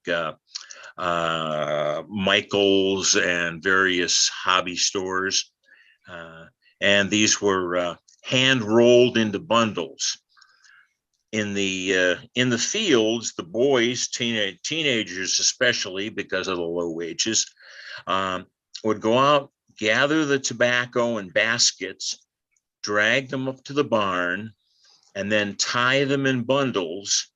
The bundles would then be put on the racks, these horizontal pieces in here, and passed up to teenage girls who were doing all the climbing through this through the rack structure. And sometimes this is as tall as 3 stories. And the injuries, well, they were the stuff of nightmares. But the girls would go up there in their little slippers so they wouldn't slip around, and oftentimes barefoot so they wouldn't slip, but they were lighter, so they were able to walk around this paraphernalia up here on through the racks without risk of breaking them. The boys were down on the sides, down on the bottom, expecting to catch the girls when their racks gave way. So all of these were individually tied, rolled into bundles to match the sides here. We have another photo of the weathering that went on. So you could see that the boards were faded in different colors. They were very light at the bottom where the rain would splash up, wet the ends of them and start the rot process. And the tobacco bundles were variegated browns to match that. Thin stems up there at the top. And again, trying to duplicate this kind of weathering. It's so important anytime you're scratch building to draw up your own plans, but also to take as many photos as you can, because there are no kits, there are no details available for this except what you can build yourself. So it's your Saturday afternoon scratch building in the extreme, because that's the only way you're going to be able to duplicate a memory from your youth. The back side of it, individual boards. The roof is just made of tissue strips individually painted, weathered to give that individual effect of that. The corners were the only brighten up that was traditional barn painting, was the paint the trim whitewash, barn red on the outside to retain the heat. The strip, the sign is actually made from an old photograph of the local cigar company from Holyoke, Massachusetts. It was printed on tissue paper, then sanded very light with an emery board, a coating of thinned white glue, and then embossed into the boards on the siding on a plain piece there, so that it actually looks painted right into the siding. Interior, hunter line stains on the roof trusses, and because of the heat up there, they tended to turn very black very fast. So combination, again, every stick in the truss individually painted so they would have a different hue to them. And because of the interior detailing, you want to make your roof removable. Inside, the ricks that supported the tobacco racks, individually stained before gluing, so there are no glue marks on those. And the white louvers that duplicate the prototype as well. Looking close in there, the bundles of tobacco leaves, the rough main cribbing to support it. This is just all made out of local lumber. The doors patched together with everything. These took a lot of abuse. They're already starting to be cracked, but There was not a lot of care taken on these, so they had to replace boards periodically, so you'd get different colored boards on the inside of it. And then finally, why do you build this? Because it brings back memories. This is the way kids in the 1950s harvested tobacco. And we made a princely sum of 30 cents an hour, which at that age was big money. Unfortunately, it was hot, it was dirty, it was nasty. Your arms would all get covered with rash. And I lasted about a week. So my modeling took longer than that. Wow. Did you do any priming the tobacco out in the fields? No, we didn't. We just loaded those into they use very little priming or pre-curing on those. The cigar tobacco had to be handled so darn gently. We really didn't do much anything except tie them up and hand them up to the girls in the barn and sweat a lot. Very nice model, and I love the subject. It was very interesting. Thank you. One of a kind. Yeah, definitely. All right. Any questions for Jim? All right. Well, thank you very much, Jim. That was very, very unique and that very personal. So we very much appreciate that. Thank you. There you go.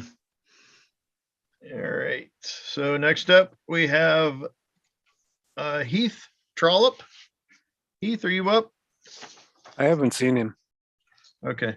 Yeah. I Somebody can said kind of speak for him a little bit here. that'd be great. So go on ahead and bring, I don't know which one he may have sent you, so go on ahead and bring it up. Okay, Heath is building in O scale, and he is building the ice house in the Saturday show that we are doing in learning to scratch build.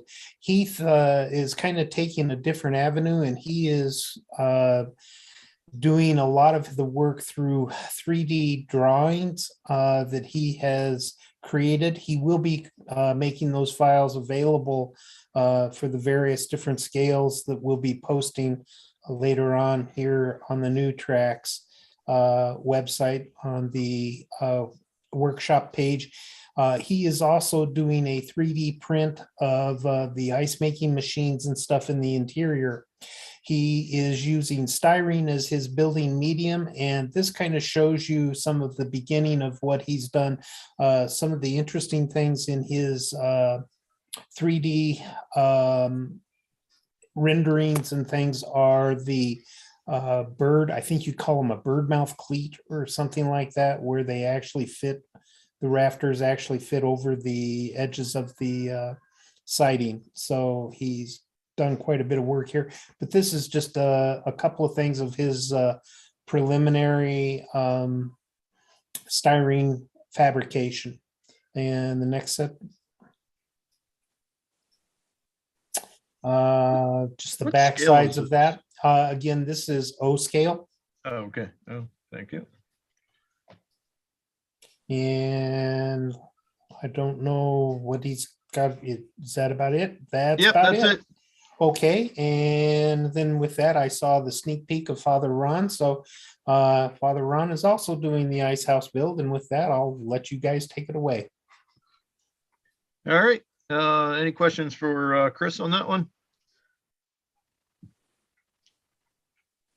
All right. I guess we'll turn it over to Father Ron. Just by way of introduction, I'm a Franciscan priest. I've been modeling for a long time. I started out back in Denver, Colorado, when I was up there working with a modular group. I had to move. That's one of the things like we do, like the military, we get moved frequently. I moved to Indiana and worked with a club in Valparaiso, Indiana. My first scratch build was a New York Central station in that Valparaiso area, northern Indiana. But anyway, I'm working with the scale drawings. And often when people get into modeling, and particularly if they're interested in doing any kind of scratch building, we often begin by thinking, well, I've got to buy this, I've got to buy that, I've got to get this, I've got to get that. And I thought if we're going to do this, one of us at least should be doing one of these where you start out with ordinary materials. So I'm using very basic household type of things in this build. So if you can put the first picture up. In the lower right, you see I've used cereal boxes for the basic pattern of the wall. And I used matchsticks. One of my friends is a pipe smoker, and he uses these long, 4-inch long type of matchsticks to light his pipe. There's a whole argument, I guess, among pipe and cigar smokers that you shouldn't use a click, a Bic click or a gas-fired type of lighter, but you should use the matches. And so I said, well, I'd love to have your discarded matches. And so he was saving them for me. So I used about 25 or 30 matches in the course of building all these walls. I have done a build before using index cards for clapboard siding. And I started out trying to use the I forget what, Northwest chopper and the I think you mentioned a Northwest duplicator. Yes. Yeah. But the index card kept slipping below the stop. It was thin enough that I had to try to hold down the stop to cut. And I thought, well, a lot of new modelers won't have a duplicator. So how else would you cut the siding from the index card? So I put down a ruler, taped it to my cutting pad, and used another ruler. I had marked on the cutting pad exactly where 12 inches was, HO scale, and I laid the second ruler right on top of the card and cut with an ordinary cheap one of those cutting knives that you can buy in the grocery store to cut the siding. And you can see the whole pile of the siding on the left there. I cut quite a few cards in order to get enough siding. And then I used Aleene's tacky glue, mainly because it's so tacky. And if you use the regular white glue or the carpenter's glue even, you start warping the cardboard. But with the Aleene's tacky glue, it grabs right away. And sometimes before you can get 3 or 4 boards on your card, the first 2 or 3 are already dry. And it makes it easy to cut. And I just let them extend over both sides and turn the card over, the wall over, to cut the excess off. And you can get sometimes 3 or 4 boards on clapboards out of one strip. But I always try to vary that so that you have some boards ending in the middle of the wall so that you can have some creativity. So you can see on the upper left, you can see some of the clapboards ending in the middle of the wall. So these are all the walls done with the, I just glue right over the openings in the wall. So afterwards, after the glue is dried, I use the sharp knife to cut the index cards right out of the openings in the wall. So this is the beginning. I've already progressed to building the freight doors, but I'm not even complete with those. But I'm taking some of those extra strips of clapboard and actually cutting about a 3-inch piece off of those to make the vertical freight doors. So that's where I am so far. It's pretty incredible using some really basic materials there. It's amazing what you can accomplish. Any questions for Father Ron?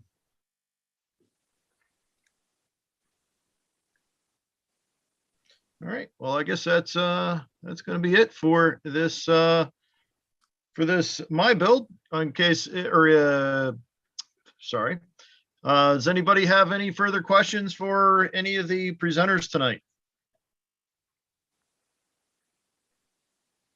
All right. Well, thank you, Father Ron. We appreciate your input. Got a good start there. This ought to be a really interesting build. So I look forward to seeing what the rest of it looks like. All right, I'll turn it back over to you then, Jim. Chris, thank you so much for doing this evening. You had some great models that are being built there. It's really interesting to me, at least, to see what people are doing. And thanks so much for doing this for us. Well, with that said, this is about the end of our regular show. If anyone is new to the show, I hope you'll go to our website, newtracksmodeling.com, and subscribe. That way you'll get an email with a notice and login links for all of our future shows. If you're watching us on YouTube, I hope you'll subscribe to our YouTube channel, New Tracks Modeling, so that you'll get notices of all of our future shows. I really hope everybody has enjoyed tonight. Most importantly, I hope you've learned something. Thanks again so much for being here. And I'll turn this over to the after show host, Mr. Clark Cooney, MMR. Clark, welcome. Well, thanks to be back. Woohoo, we're back. First question, Ted, what's for dinner? Standard answer, I don't know yet. As long as I have the floor for a moment. Yes. Is Father Ron still here? Yes, I am. When were you in Valpo? I'm sorry, I don't know what you mean by Dapo. Valparaiso. Oh, Valpo. I was there from 1990, 96 to 2001. Oh, okay. I went to Valparaiso University, 1961 through 67. Our Franciscans used to have a monastery not far from the university there. When I was up there, they were still there, but they've left now. They even moved their graveyard. I guess I wasn't aware of that. Yeah, there was no Model Railroad Club when I was there. It's the Porter County Model Railroad Club, PCMRR is what they're called.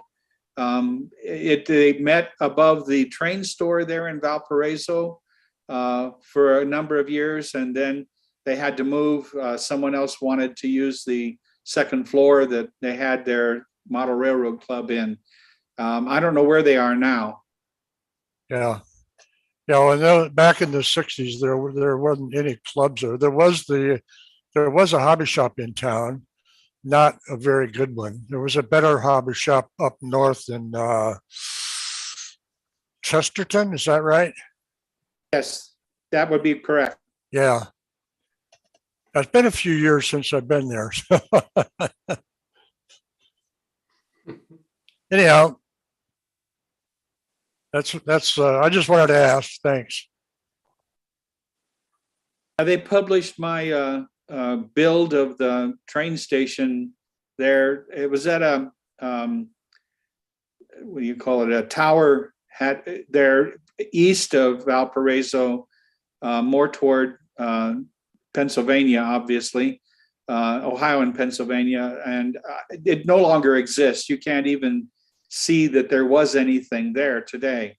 But they had some pictures in a couple of books that they photocopied and gave me. And the way that the station had to be placed on their layout, I had to flip the bump out from one corner to the other corner, basically reverse the whole station, so that the crossing track and the tower that they were going to build would be in the right position on their layout. So it took some couple of attempts at drawing to get that flipped around.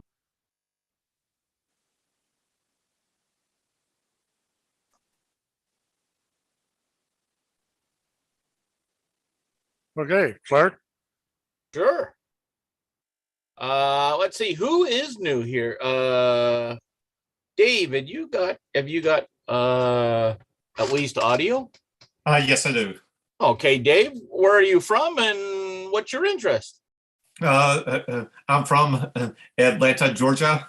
I'm model N scale. I'm doing the SP on the Central California coast. All right. And I take it is this your first time here tonight? I caught the very end of last week's session. Okay. Well, that's great. Well, welcome aboard. Okay, thank you. You're welcome. And I know a lot of the guys in the Atlanta area through the NMRA. So if you need any help there, boy, there's lots of good guys to get help with down there. Okay, thank you. All right. Who else is on that maybe is new? Let's see. Who's Don? Don where? Don, sorry, have you got audio? Guess not. Okay. We have Roy Wanner's lovely face viewing us. Yeah. What's How's it happening, going, Roy? Clark? Not bad. I hear it's quite warm down in the banana belt of. Yeah, it's just I just came back in from being out, and the car temperature outside was reading +8. Oh. And earlier today, I had to go downtown Toronto, and on my van it was reading +11, Yeah. which is about 50, 51, 52 Fahrenheit, somewhere around there. So yeah, the snow is melting, Clark. The snow is melting. Not so We're much. supposed to get a pile of rain, then it's supposed to cool down. We're supposed to get a little bit of ice, and then it's going to turn to snow. We're supposed to get about 20 millimeters of snow, which is about my guess is going to be, might be a little more, might be a little less. So if we said 6 to 8 inches, Yeah. is what we're supposed to get between now and tomorrow night. Well, good for you guys. Well, Clark, yeah. tell me something. Have you been ice fishing? Oh yeah. Would you come back with 50 pounds of ice or what? That's right, 2 or 3 blocks of ice. Actually, I was I was away in Mesa, Arizona. Oh, nice. And you know, with the wind chill, it got down to 72. That's Fahrenheit. That's right. So Yeah, it was a fabulous. Yeah.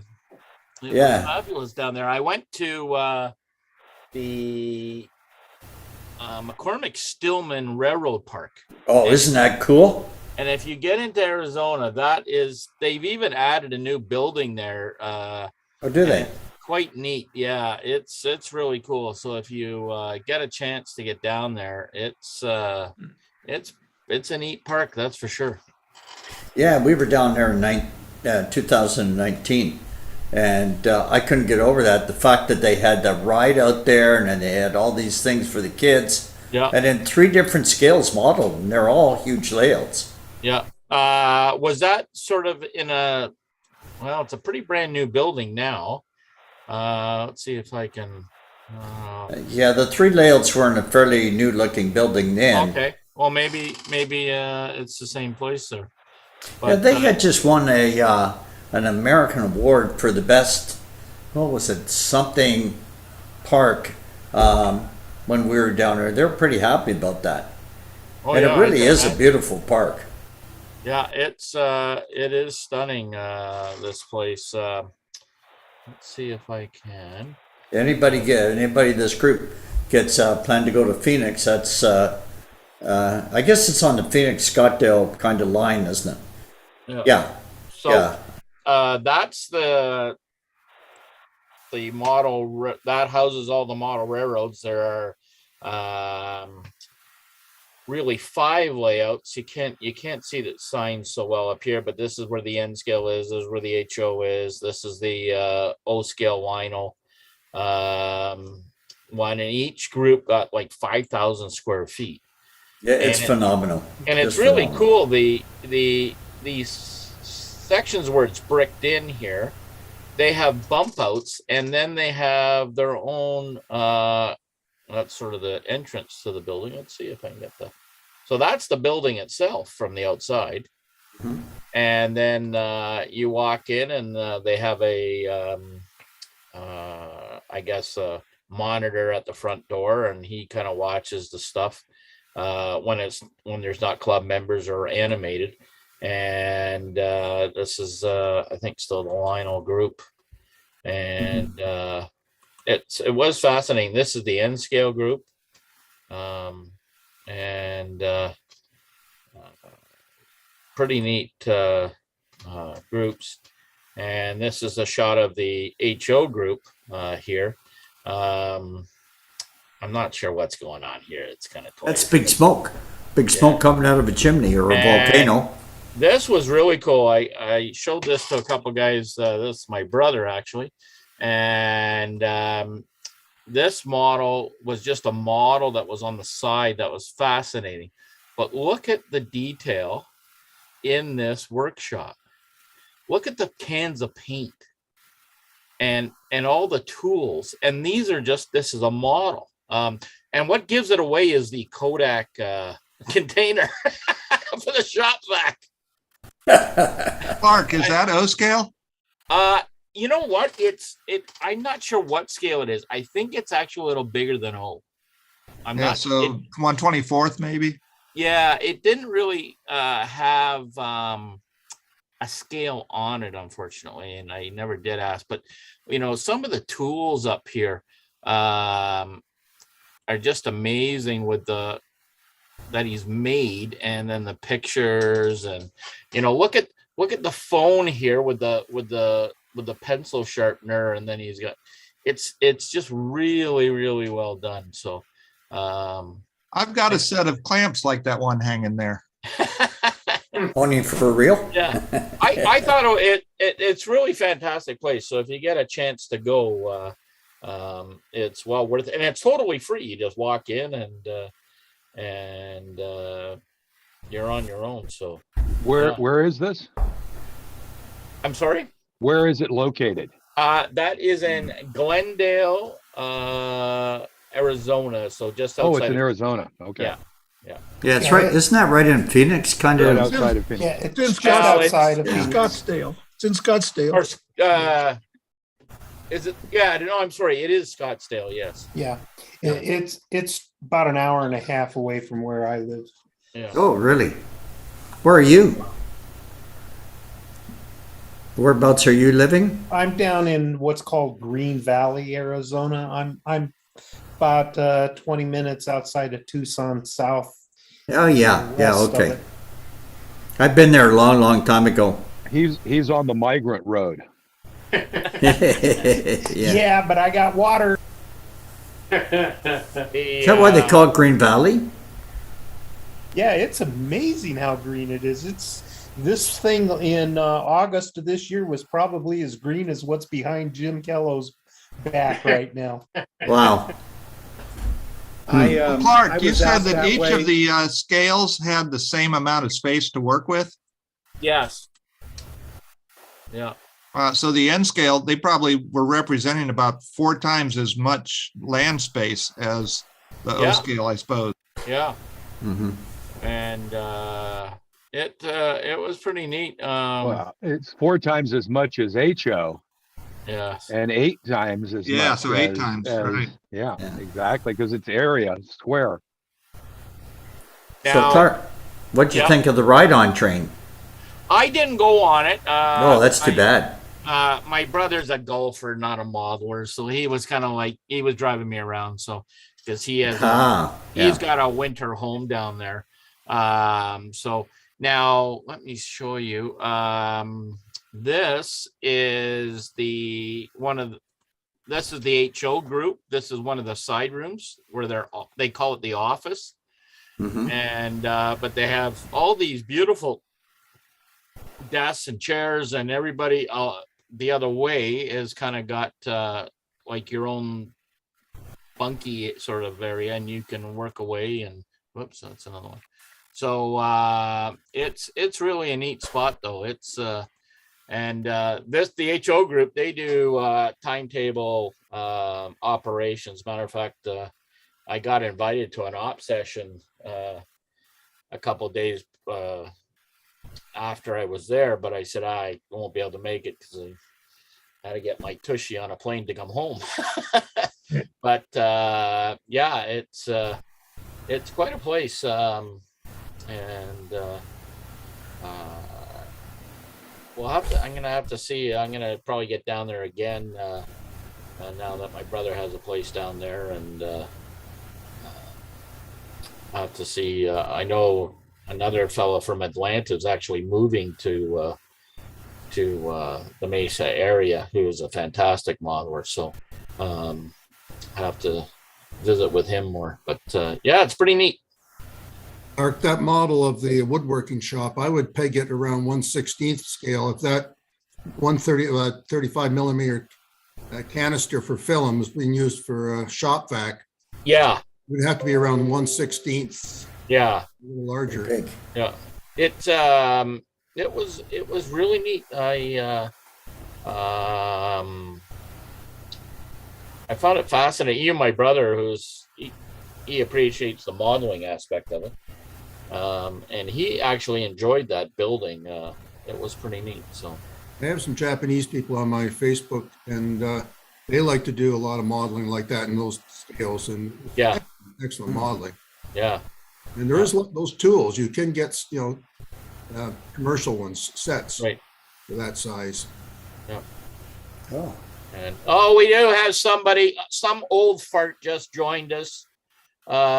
His name is Ralph Renzetti. Ralph, introduce yourself.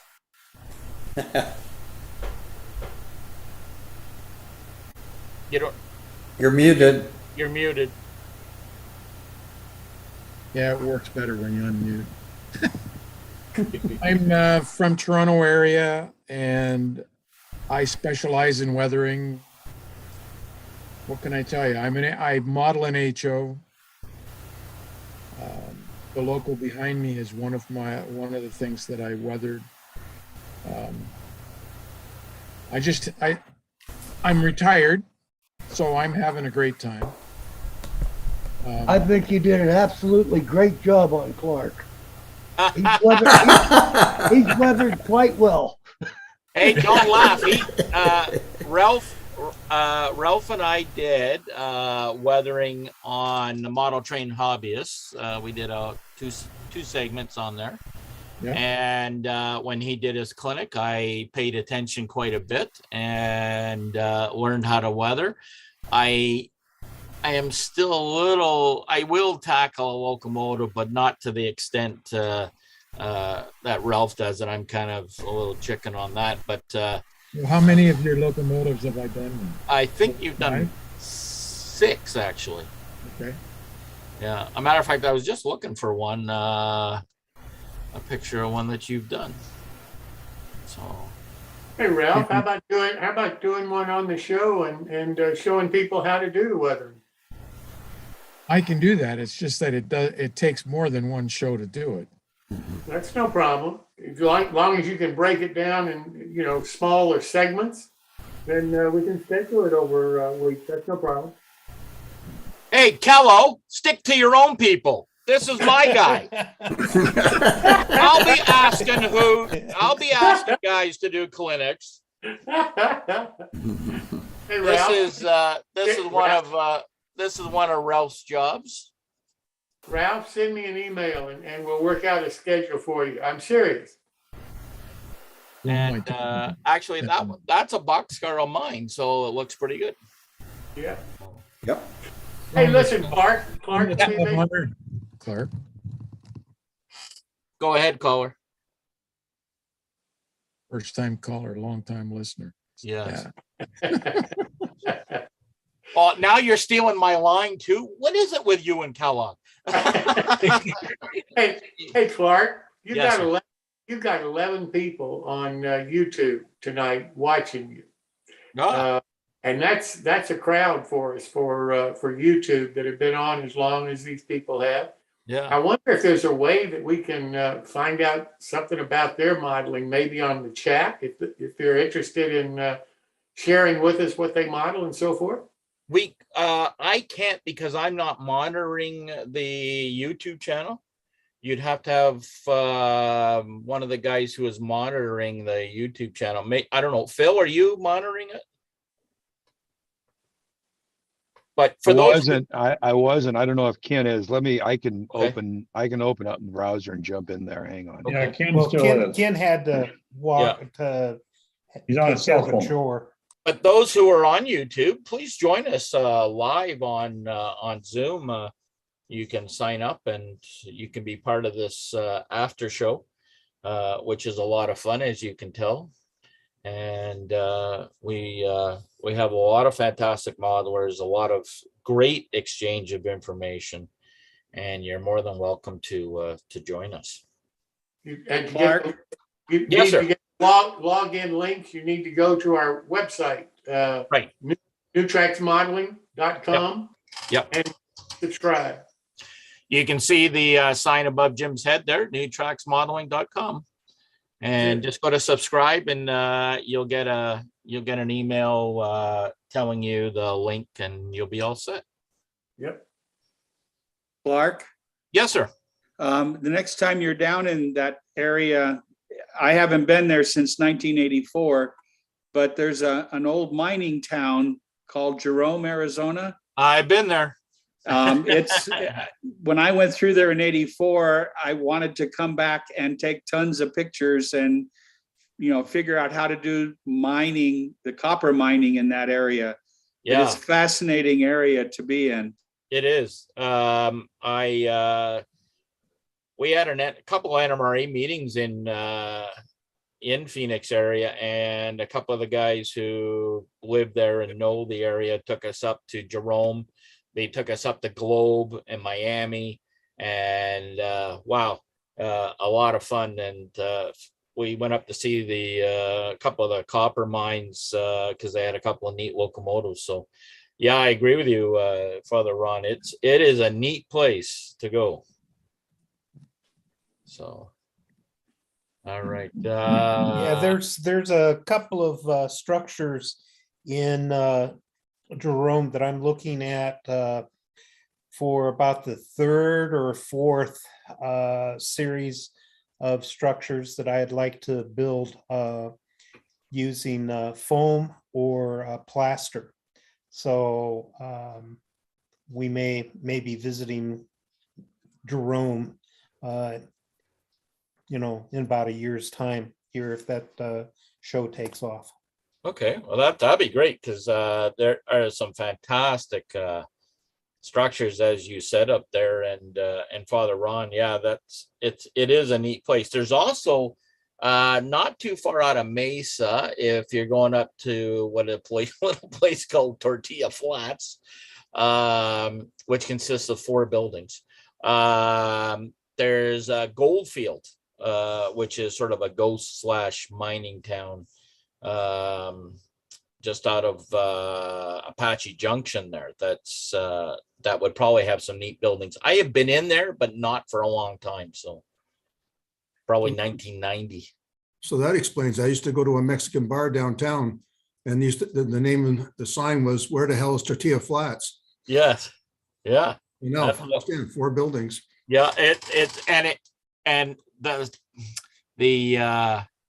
what do you call them? The t-shirts. It's just a tourist trap. There's a bar with live music. There's a ice cream shop, and then a t-shirt place and a restaurant, and that's about it in Tortilla Flats. But there's from Apache Junction, there's 147 curves before you get there, and you can only go like 15-20 miles an hour along this highway to Tortilla Flats.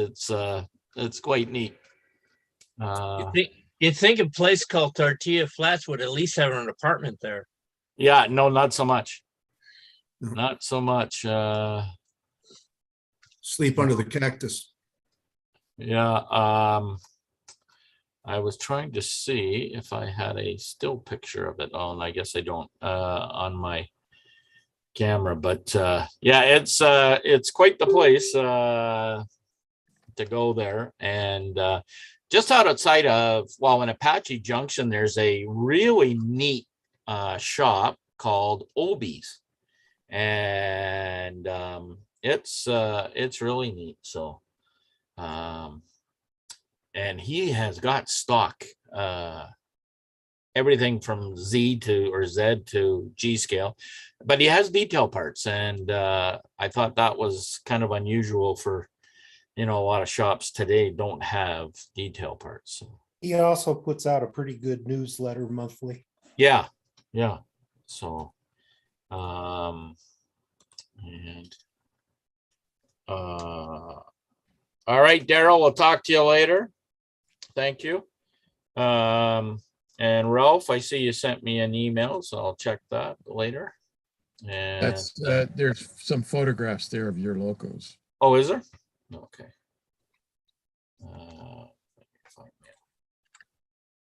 Yeah, one of the things that I got at the Amherst show was the Micromark catalog. Yep. And I was sort of eyeing Dave Schultz small lathe there.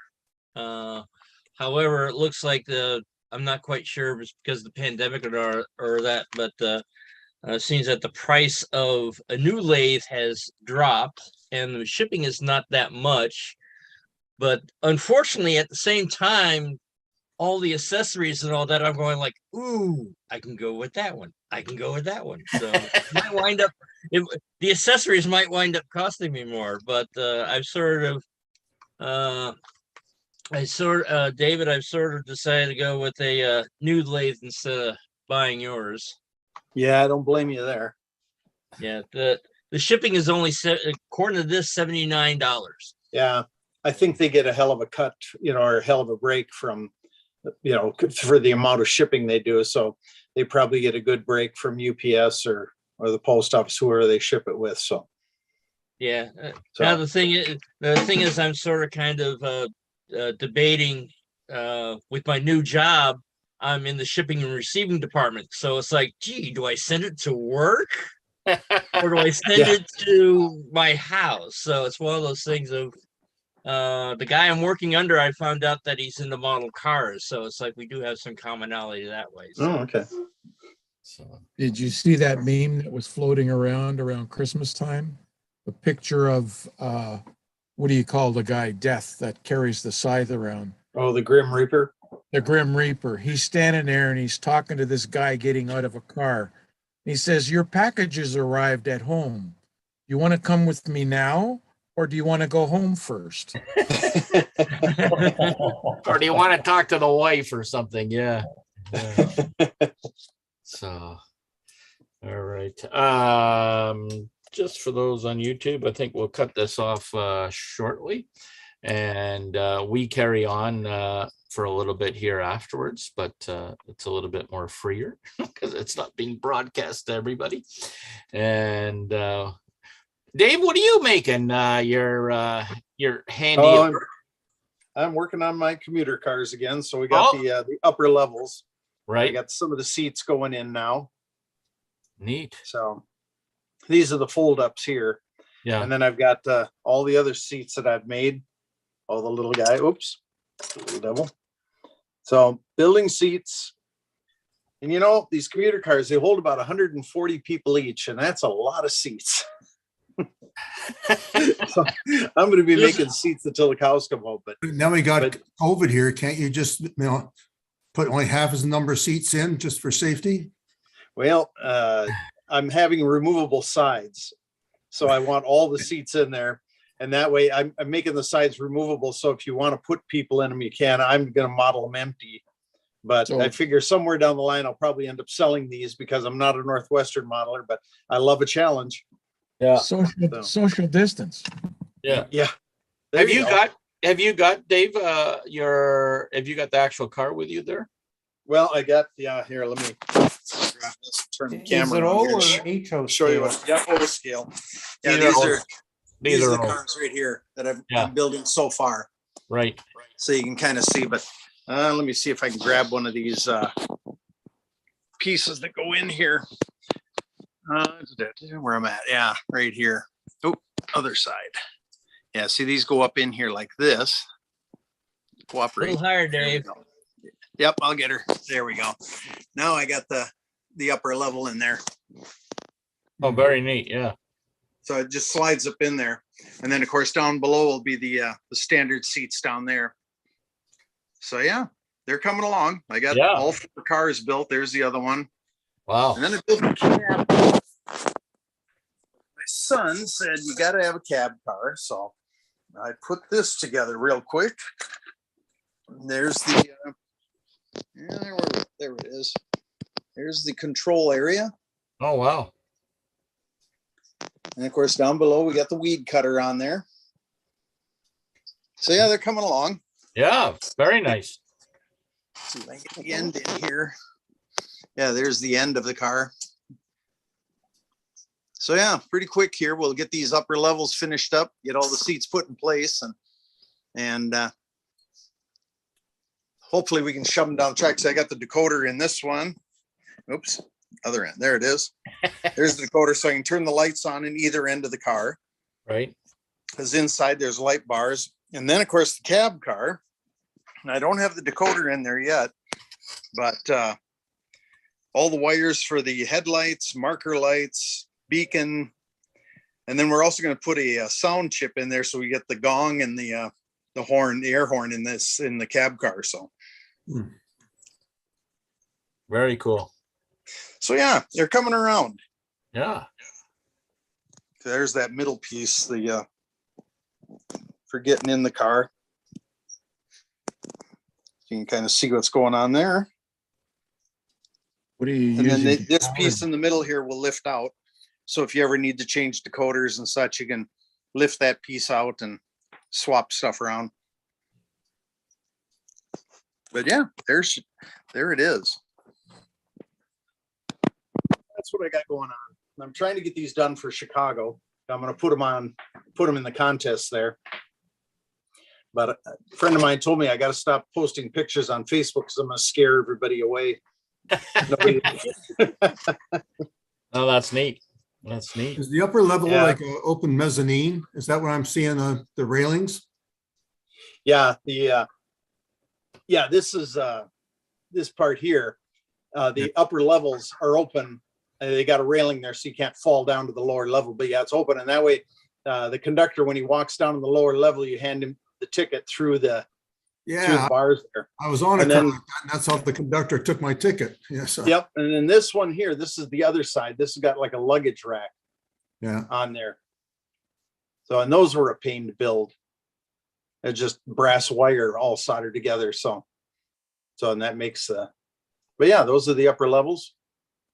This end here is where the staircase comes in at. I got to cut a notch in there for the staircase, but otherwise, Oh, very neat. lots of little tedious work to get done.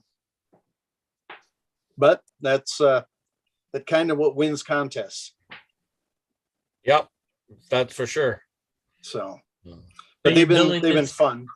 But I'll never do it again. So you're building these specifically for a contest?